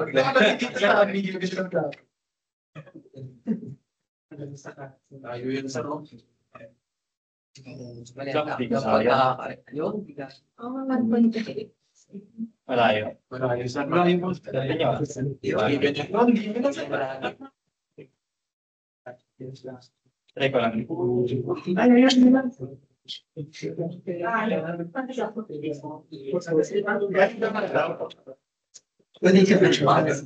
Syntax error, ikaw yung mali dyan. 1.55 ano? Ano ba yung nakalagay dyan? Malapit lang. Malapit lang yan. Mas malapit sa pag-ibig. Kung magdoble, yun yung ano, malayo. Pero yun nga, ano naman nandun sa realistic range, no? Kasi ano yan eh, kaya nagkaroon ng ano yan, differences. Gawa na ito. Yung mga ano, kasi hindi naman yan perfect na rectangle eh. Pero if i-approximate mo siya, ganito yung calculation. Okay. Ang point lang natin is that kaya siyang gawin, no? If ever lang naman. Hindi ko naman siya sabing lalabas yung sabi ko lang, if ever. Ah? Oo. Depende kung ano, mabait ka. Okay, next natin, determine the effective net area for the tension member zone. Yan ulit, no? So, naka-weld nga lang ngayon, no? Okay, so paano mo siya gagawin? E di, ganun ulit, no? Pinagkaiba lang, okay, yung ano niya, yung length ng connection niya. Okay, tingnan nyo, di ba pag ganun ang tension? Pag ganun. Hilahin pag ganun eh, di ba? So, ano yung length ng connection? Ito lang. Okay, hindi ito ah. Ito. Okay, 5.5. Hindi, yun. Tapos, diba? Uploaded. Upload na. Okay na tayo dun. Simple lang, no? Simple lang. Yielding fracture, kaya. Okay, net, gross, yielding, yield strength, no? Ultimate strength, 0.9, 0.75, 0.6.5. Simple lang, paulit-ulit lang yan. Practice mo lang yan, no? Mukha mga ganyan. Okay, ngayon, staggered na, no? Staggered. Sige, question. May question ba? Sana naman yung unang parte, makuha nyo, no? Kaya na yun, no? Kaya na yun. Dito na medyo mahirap, no? Okay, sabi. Paano kung gusto mo siyang i-connect pero limited yung space mo? Okay, so pwedeng gawin mo, 'di ba? Kasi ang nangyari pag yan nag-align, pag kinat mo, 'di ba, tatamaan niya 'yun, 'di ba? So, halimbawa ito, ilan 'yan? Kapag kakinat mo 'yan, 'di ba? Ilang bolt ang ibabawas natin or ilang butas ang ibabawas natin? Ganyang cases. Yung normal net area, gross area. Sa net paano? Isa lang, tama, isa lang. Okay? Kaya mo siya ihiwalay kasi gusto mo na hindi siya mag-align. Di ba? Para mas malaki ang capacity. Okay, so okay yun, di ba? Ang problema, kapag medyo magkalapit sila, hindi siya basta isa lang ang mababawas. Kasi minsan, tumatalon yan doon sa katabi. Okay, yun yung staggered. Pero maganda ba siya? Maganda pa rin naman. Okay, kasi ang nangyari, mas malaki pa rin ang area nito kumpara doon sa magkapantay. Bakit mas malaki pa rin? Kasi ngayon nakaslant na yung area niya, hindi na siya diretso lang. 'Di ba? Anong mas mahaba? Ito, yung diretso pa ganun o yung nakaslant? 'Di ba yung nakaslant? So ang area niya, yung nakaslant, 'di ba? Diretso tapos slant tapos diretso. Mas malaki yun kaysa doon sa magkapantay lang. Nakukuha nyo? Okay, so meron pa rin siyang tawag dito, may advantage pa rin siya kapag ilihis mo siya. Yun nga lang, sabi natin, di ba, kapag mas mahirap, di ba, mas maganda yung result. Mas malaki area, pero mas hassle ng konting, mas hassle siya ng konting isolve. Okay, kasi mag-i-staggered ka eh.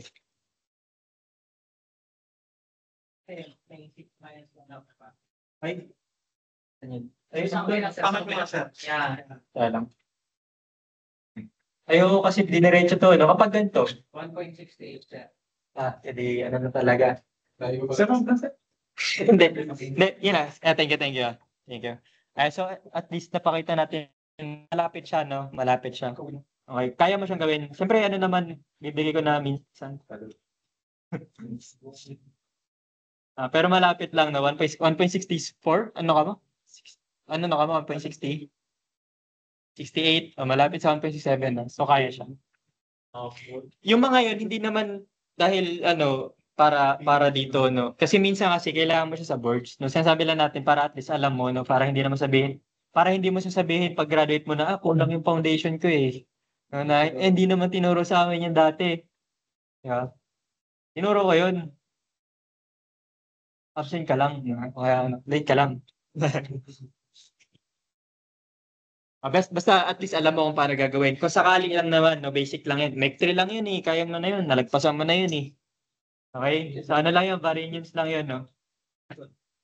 Okay, ngayon again, staggered fasteners. Bakit natin gagawin yung staggered fasteners? Kasi meron tayong, mas maganda kasi kung ililihis mo. Mas mahirap lang siyang gawin in terms of factual kasi tatabingin mo pa, hindi sa pantay-pantay na lang. 'Di ba? Pero in terms of capacity, mas maganda siya in terms of capacity. Mas mahirap nga lang ulit solve. Okay, sabi dito, sometimes space limitations such as the limit on dimension A, okay, yung haba nito, in a figure necessitate more than one line. Kasi ano bang other option nito? Di ba? Isasabi kasi natin yung kanina, yung pagagtong case, di ba? Na ayaw mong dumiretso, sabihin mo, igilid mo na konti. Pero at sa ibang option mo, kung 5 volts ang kailangan mo for shear, di ba? Ano pa ang ibang option mo? Idire-diretso mo. Yun naman yung sinasabi niya, yung pinapoint ng PowerPoint naman. Kung 5 yan, di ba? Tapos sabi, ay, teka lang, yung connection mo hanggang dito lang yung pwede. So, anong pwede mong gawin? Eh, di ito, isiksik mo dito. Okay, hindi mo ilalagay sa ilalim kasi sayang naman kasi dalawa agad ang bawas nito, di ba? Pero kung itatabingin mo ng konti, ayan, so hindi siya dalawa. May bawas pero mas malaki to, yung capacity nito. Mas malaking area nito kumpara sa area nito. Obvious naman, di ba? Kasi mas mahaba eh. So yun yung pinapoint out dito sa staggered. Okay? If so, the reduction in the cross-sectional area is minimized if the fasteners are arranged in a staggered pattern as shown. Okay, sometimes staggered fasteners are required by the geometry of the connection, katulad nung nandoon sa B. Okay, para mas madali siyang gawin kasi naka-angle yung member mo. Okay, so pinantay niyang ganun pero ayan, mas malaki pa rin capacity niya kumpara sa normal, no? Okay. In either case, sabi dito, any cross-section passing through holes will pass through fewer holes than the fasteners if the fasteners are not staggered. Okay, lagi siyang may advantage ng additional area. Okay? If the amount of stagger is small enough, ang problema yun nga, kapag masyado siya magkadikit, di ba, in-stagger mo nga, pero masyado naman siya magkadikit, ang nangyari, meron siyang influence, tumatalon yung fracture doon sa other hole. So, sabi dito, the influence of an offset hole may be felt by the nearby cross-section and the fracture along the inclined path ABCD in the figure C is possible. Okay, tumatalon siya sa katabi niya. Okay? Paano natin ina-account yung staggered effect? Okay? Sabi ni Cochrane, nag-propose siya na kapag magka-calculate tayo, sabi dito, the area corresponding to a staggered hole, Okay, use reduced diameter given by ito. Okay, ang sabi niya, okay, 'di ba ang ginagawa natin, meron kang cross-sectional area tapos ibabawas mo yung mga holes, 'di ba? Pero yung mga holes na yun dahil sa additional area na inusod mo siya ng konti, ang nangyari yung hole na yun, yung effective nun is mas maliit kaysa sa actual. Okay? Ito yung formula niya, ito yung Cochrane formula na tinatawag natin. So D is equal to S squared minus S squared over 4G. Yung S is yung stagger or pitch. Yan yung tawag dito. Yung X dimension, tapos yung G naman yung Y, yung gauge. No? So mamaya may sample tayo dyan. Nakalagay ito. Okay? Ngayon, kapag gagawin natin, di ba, width, anong ginagawa natin usually? Width minus the diameter. Kung ilang diameter yung nabawas, di ba? Ngayon, kapag simplify mo, di ba, ito yung effective diameter. Sabi, effective diameter is D minus S squared over 4G. Okay? Distribute, di ba, mangyari, minus D squared, tapos makita mo, plus S squared over 4G. So, ano yung point? Basically, kung hindi mo siya in-stagger, ito lang yan. Kung nag-stagger ka, may plus area ka. Or in this case, plus width. Di ba? Siyempre, kung may plus width ka, may plus area ka. So, yun yung effect ng staggered. Sorry.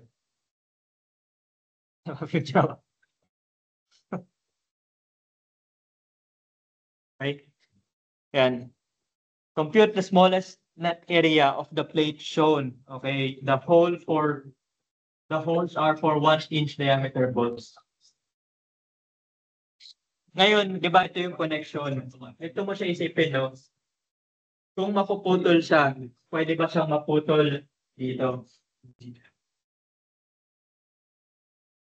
Pwede ba yun?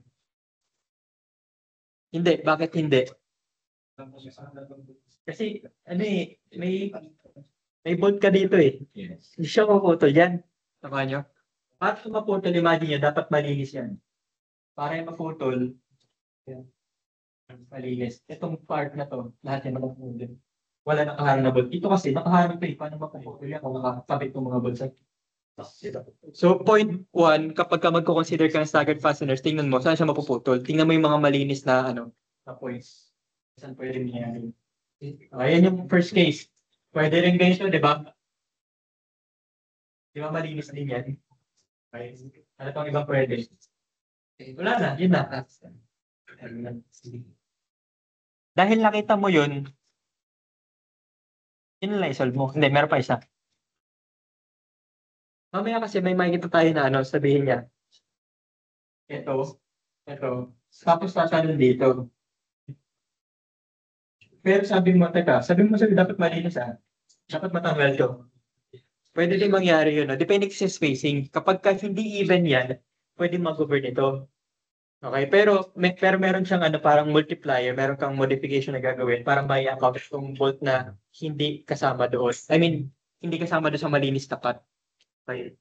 Mamaya pakakita natin yan. Pero yun nga, point is, kailangan mo siyang imagine paano siya mapuputol. Okay? Kasi halimbawa ito, equal naman itong lahat. Di ba? Unang tingin alam ko na isa dito sa dalawa yung mag-suffer. Wala. Ha? Oo. Parehas may isa-solve. Kasi hindi mo alam kung ano mag-govern eh. Okay. And so, meron kang dito, line A, B, C, D, E. And so, yung gumanon, parang may triangle sa gitna. Okay, paano yun? Yung width niya ay 5,533, so 16. Okay? Kung dadaan siya sa ABD, alam mo na, yung diretso, ABDE. Yung dadaan siya doon sa diretso, meron kang 2 bolt diameter. Diba? Or may 2 bolt na tamaan. Pero sabi natin, yung bolt, hindi niyo gagamitin ang gagamitin natin ay yung hole. Kung 1 ang diameter ng bolt, may plus 1/8 ka pa para sa hole. Diba? So, 1.125 yung diameter ng hole. 2 holes yung nabawas, so total weight natin ay 13.75. Ngayon, kung dadaan tayo dun sa ABCD, okay, sa ABCD, pwede rin palang dito sa tumalon. ABCG. Okay. Makita mo, 16, di ba? Minus 2 volts dun sa B tsaka sa C. Tama? 2 volts. Pero dahil nag-curve siya, meron kang ito.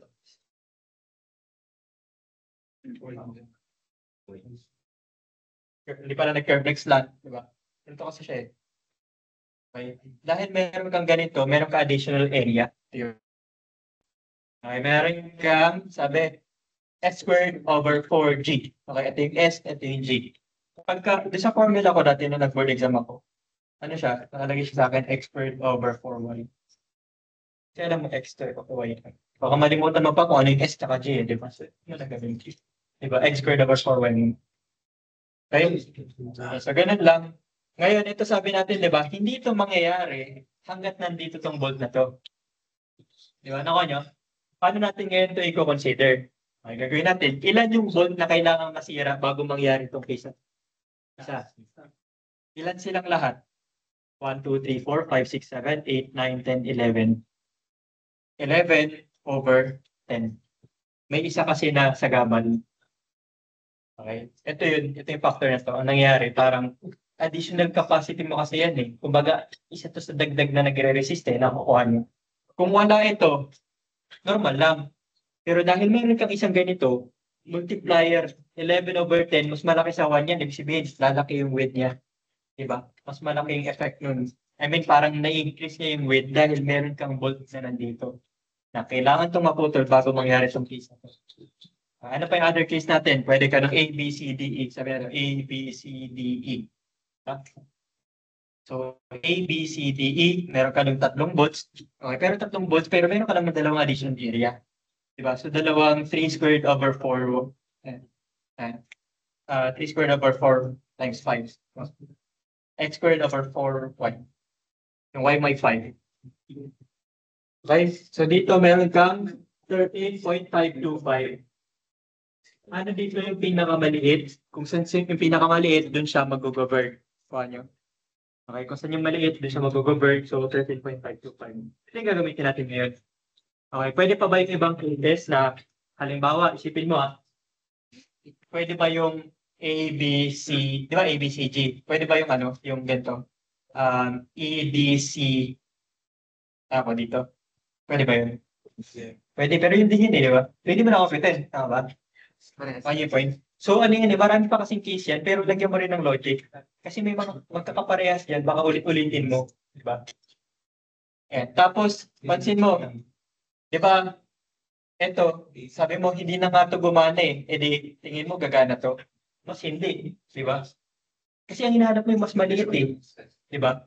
Eh kung kinonect mo doon, edi mas malaking area nito. Tama ba? Yes. So, mas hindi na mag-govern. As much as possible. Okay, so ano lang, yun nga. Kapag ka sa ano natin, problem, kapag sa exam, sa quiz, kunyari, tamad na tamad ka na, ano, di hulaan mo, isa lang solve mo, di ba? Siguraduhin mo lang na yun. Di ba?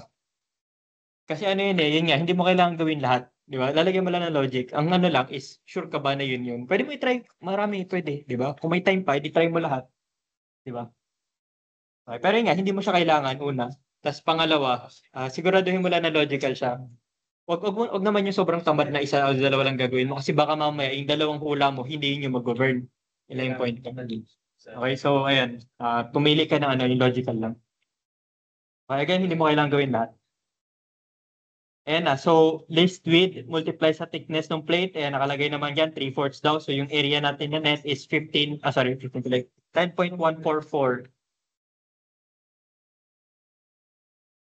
Okay, so ito, yun na ulit, paulit-ulit. Serya, alam mo na yan, gross, no? 10 by 7/8 at 10 tuloy. 12 by 7/8. Ano mo na yung gross? Ayan yung gross, oh. Basic lang. Multiply mo lang. Okay, paano yung net? Oh, yan na, try na natin. No? Ito medyo marami. Yung kanina kasi, pantay-pantay, so madali siyang walaan. Ito kasi, medyo ulit limited. Kasi pwede A, B, D, E, di ba? Isang diretso. Isang diretso, bawas dalawa lang. Okay. Pwede rin na tumalon pa ganun. Di ba? So, A, B, C, D, E. Okay. So, dito may tatlong bolt na nabukas. Tama. Pwede ba mag-govern yun? Kumpara sa dalawang bolts lang? Yes. Kasi, malaki nga yung area kasi may slot, pero tatlo naman yung butas. Hindi kailangan mo rin i-consider kasi depende sa combination ng dimensions niya, no? Hindi pwede mag-govern yun. Okay, so tatlo yung nabawas pero may additional siya. So ang net mo is 12.5. So nagkataon. Again, nagkataon lang to. Hindi pa laging ganito yung case. Nagkataon na ito pa rin yung mag-govern kung ito lang dalawang company. Pwede rin A, B, C, F. Di ba? A, B, C, F. May dalawang butas, isang slant. Okay, dalawang butas, isang slant. Pero bukod doon, para mangyari to, kailangan matanggal ito. Okay, again, paano mo i-account yun? Di ba? Ilan sila lahat? 1, 2, 3, 4, 5, 6, 7, 8, 9, 10, 11. 11, isang bolt yung tagabal. So, 11 over 10. Para sa case na yun. Okay, halimbawa, gusto mo lang i-try, no? What if dito yung i-consider natin? Okay, GHCIJ. Okay, GHCIJ. Tatlong butas, minus 3, dalawang ganito, di ba? 3 squared over 4 times 4, di ba? Dalawang ganan. Okay, pero para mangyari ito, imagine nyo, para mangyari ito, kailangan maputol itong dalawang ito. So may dalawang sagabal. Ilan sila lahat? 11. Dalawang sagabal, 9. Diba? Yun lang po ulit-ulit lang. Pwede rin GHCF. Question. Yung GHCF ba kamukha ng ABCF? Medyo lang, di ba? Pero hindi parehas. Bakit? Kasi iba yung dimensions, di ba? So kailangan i-consider parehas. Di ba? Kasi isa doon sa dalawa pwede mag-govern. Okay, pwedeng mag-govern to kasi ang mangyari, mas malapit to, so mas makonti ang ano niya, ang additional area.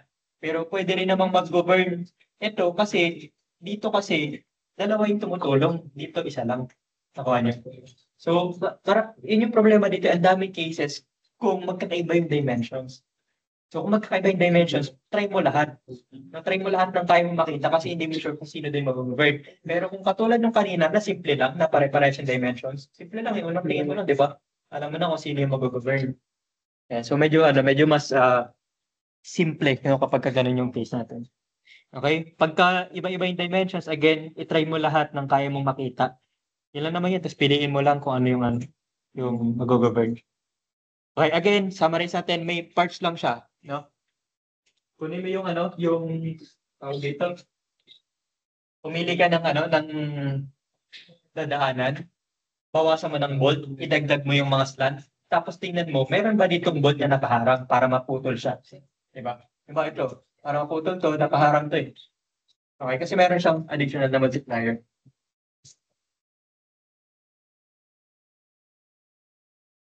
Sorry.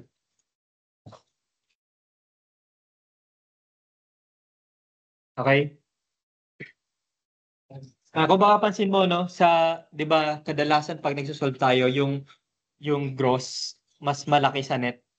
Pero pag staggered, hindi palagi, no? Depende sa path niya. Okay? So, tingnan mo to, itong part na to, mas malapad pa siya kaysa sa gross, di ba? Kahit may butas. Kasi nga meron nung stagger. Okay, so ayan na. Gross, net. So, yung kanina kasi width. So, para makuha mo yung area, multiply mo siya doon sa width ng plate mo. Okay, ngayon, block shear. Okay, hanggang oras ba tayo? Haba pa. Di ba? Second week, tapos na natin yung module.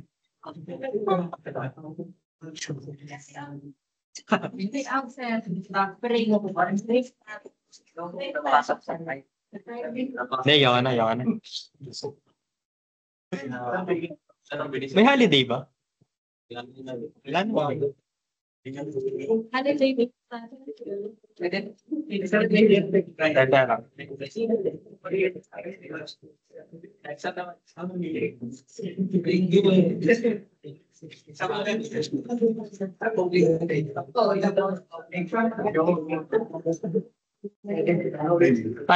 Hanggang block shear, tapos na rin block shear para next week tuloy, next meeting.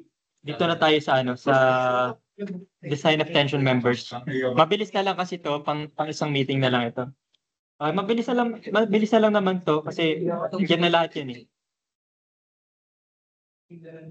Okay, last one tayo, block shear. Okay. Yung tension member na puputol. Okay. Ano ang block shear? Pag sinabi mong block shear, natatanggal yung isang block. Kaya siya block shear. Napupunit yung isang block. Shearing punit, di ba? Block shear, isang block. Halimbawa ito. Yeah. Ang expectation natin, maputol siya na ganito. Diba? Mapuputol siya ganyan. Kung fracture, di ba? Kung fracture, tapos kung yielding siya, hahaba siya, syempre gross yun. Pero bukod doon, possible din kasi na hindi siya dumiretso dito. Kasi kung titignan mo yung cross-section niya, ganyan yan. Malaki itong area na ito. Okay. Malaking area na to kumpara sa nandito.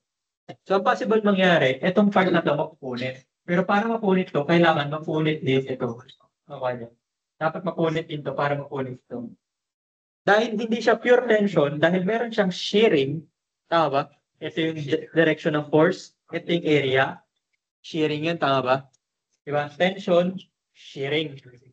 Block shear ang tawag doon pag combined tension and shearing. Okay? Ang effect niyan matatanggal isang malaking part no block siya, hindi siya basta maputol. Okay? So meron diyan tension, meron siyang shearing. Okay? The shear rupture stress is taken as 60% of the tensile ultimate strength so that the nominal strength in shear is 60% ng FU, di ba? FU, A, and B. So basically, sinasabi niya, paano mo i-compute yung shear capacity? Para ka lang ding tension capacity na fracture. Pero, meron kang multiplier, 60%. Di ba? Dati FUAN, dati FUAE, di ba? Dito, meron kang FUANV. Bakit V? Ano yung V? V stands for shearing area. Okay? Paano kaya-calculate yun? Ganun din. Ang pinakaiba lang, yung shearing area kasi is parallel. Yung tension area kasi is perpendicular. Okay? Kaiba niya lang ito may 0.6, ito wala. Okay, shear 0.6, tension wala. Okay, this gives nominal strength of, okay, ang total capacity niya is capacity for tension plus the capacity for shearing. Okay, so yun yung RN niya. Okay, for certain types of cope beam, okay, kapag sinabi natin na cope beam, ano yan? Yan yung mga beam na pinutol mo. No? Halimbawa, ito. Di ba? Tapos, kunyari, ang connection nito ay through shear connection. So, kung siya ay shear connection, i-connect mo yung kanyang web. No? Lalagyan mo yan dito ng plate, tapos bubolt mo yan. Okay? Yung cope na tinatawag, ito yun, tinabasan mo yung flange niya. Yan yung cope beam na sinasabi natin.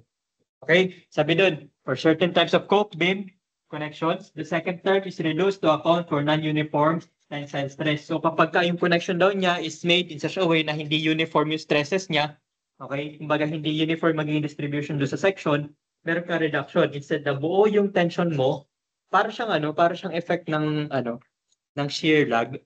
Para siyang shear lag, no? So ito yun. To account for the effect of the shear lag.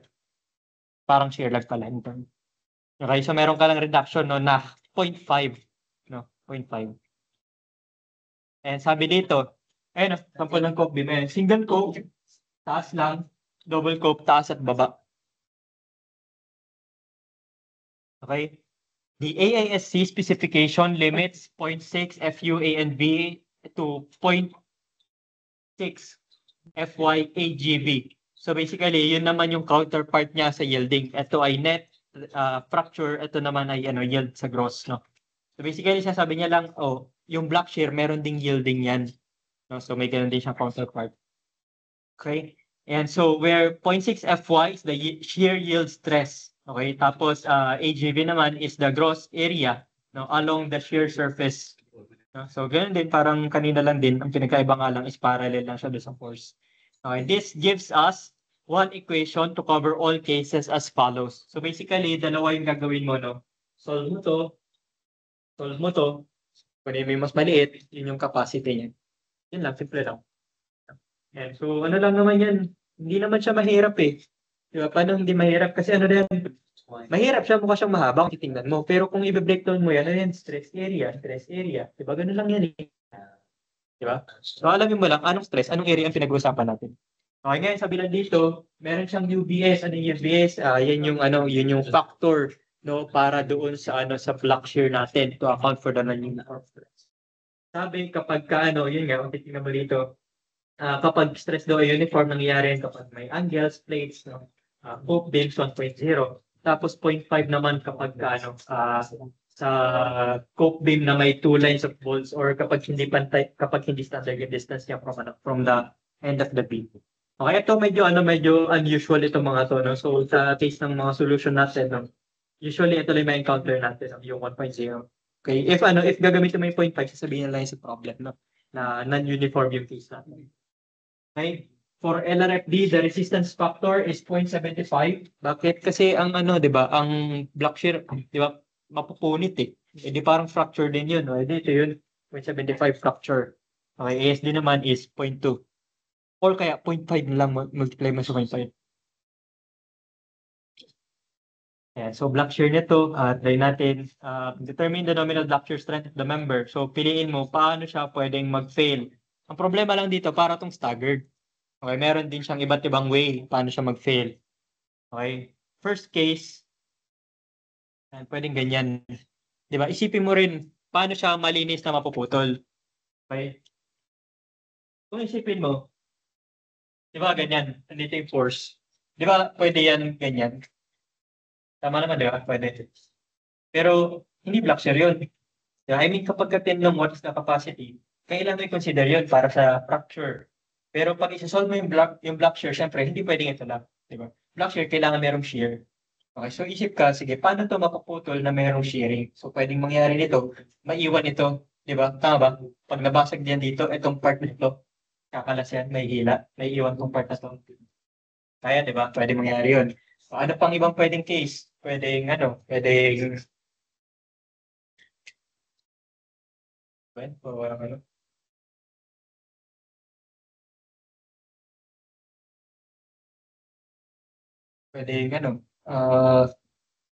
ganito. Kaya pwede rin yan. Ano pa? Pwedeng ganito. Diba? Maraming case eh. Wala ka na. Diba? Huwag kang mag-isip. Yun lang naman yung yun lang yung problema dyan eh, di ba? Ano yung mga possibilities na pwedeng mangyari? Tapos ito-try mo lahat ng mga kaya mong gawin. Okay? Ngayon, kung medyo confident ka na ito na yun, di ba? Edi, tumigil ka doon. Solution mo yan eh.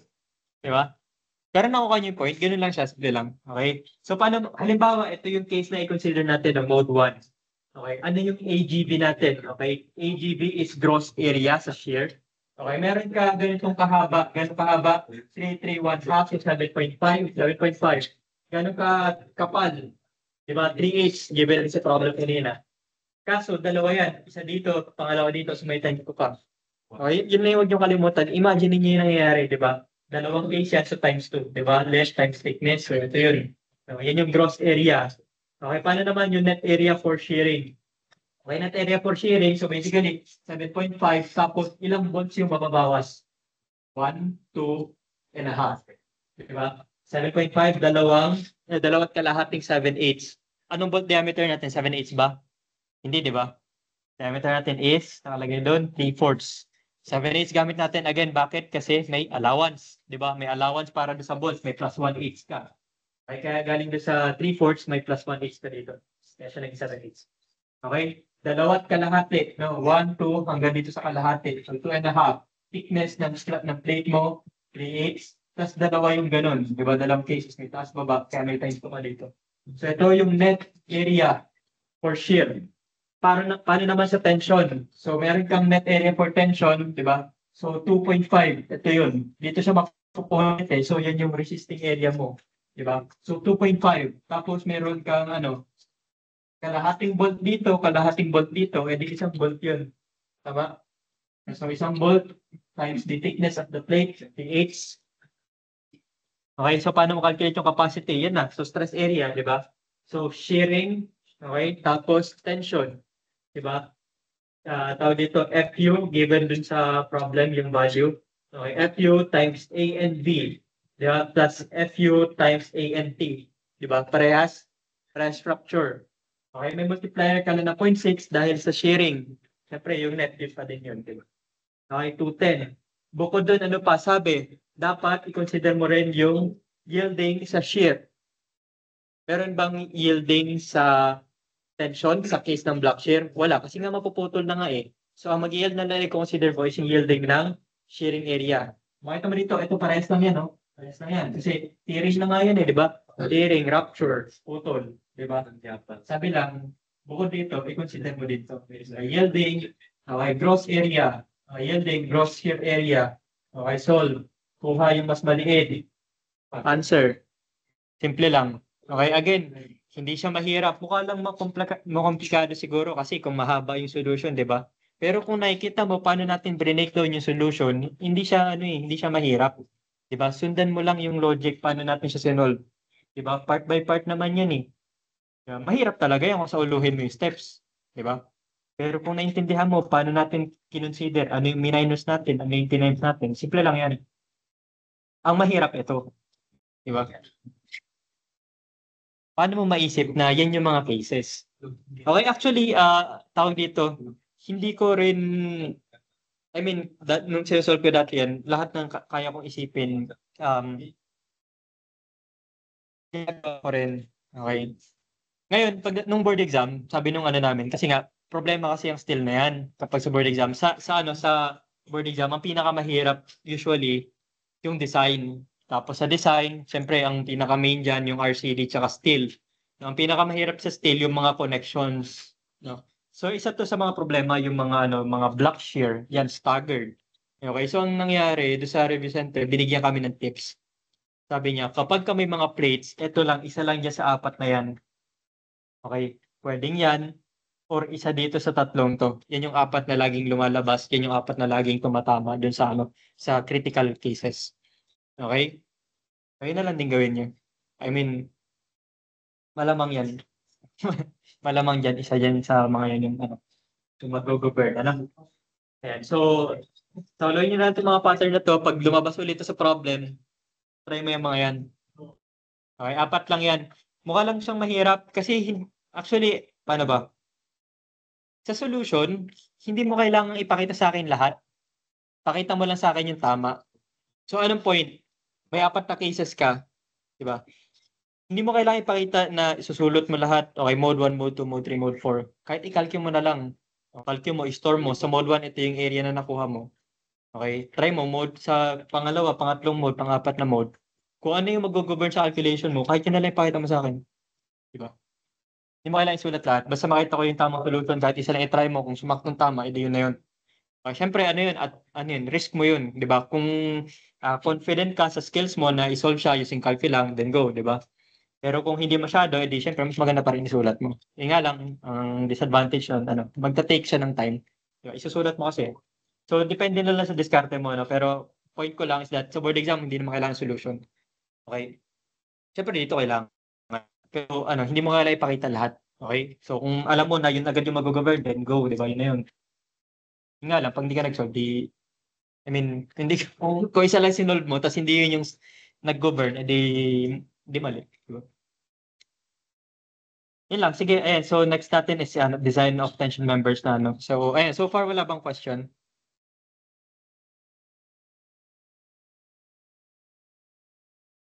Ito.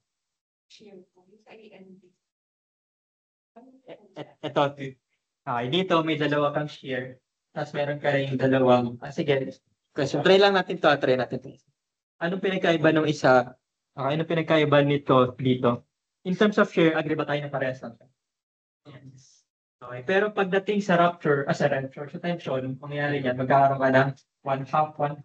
So, mangyayari yan, 3. Okay. Tapos, meron kang half dito. So, minus isang diameter. Okay. So, ang diameter natin ay 3. 3/4. So, 7/8. No, 7/8. Saan yun? Ayan. So, 7/8 kalahati, 7/8 kalahati dito. So, isang buo 7/8. Okay, times yung thickness lang. Okay, ito yung natin. Let natin. Okay. At titingnan mo, saan siya mapuputol. Kung saan yung magre-resist na area, yun yung i-consider mo. In this case, mas mag-govern yung kanina. Kasi 2.5 lang yun. Dito, 3 kayo. Bakit 3 yung 3 yung babawasan, hindi ibabawas. Kasi ito yun eh, 1/2 ka dito, o 1/2, 1 1/2, pero may 1 1/2 ka pa dito. So, dalawang 1 1/2, 3 yun. Okay, yung kanina naman, 2 lang dito, so mas mag-govern yun para dito. Oh, yun yung sinasabi ko, di ba? May second case ka. Pero unang tingin pa lang, alam mo na mag-govern yun. Kasi dito, 3 ka eh, doon 2 1/2 ka lang, di ba? So, mas makunti area nun. Hindi mo na to kailangang isolve. Diba? Ito, hindi natin sigurado kasi ito, o sige, mas konti nga share, mas malaki naman yung tension. So, baka mag-govern to, hindi natin sigurado. Kaya itatry mo. Okay? Ayun lang. Siya, sige. Kung wala nang tanong, tawag dito. Yung mga late muna, no? Ano guys, yun nga, sabi ko kanina,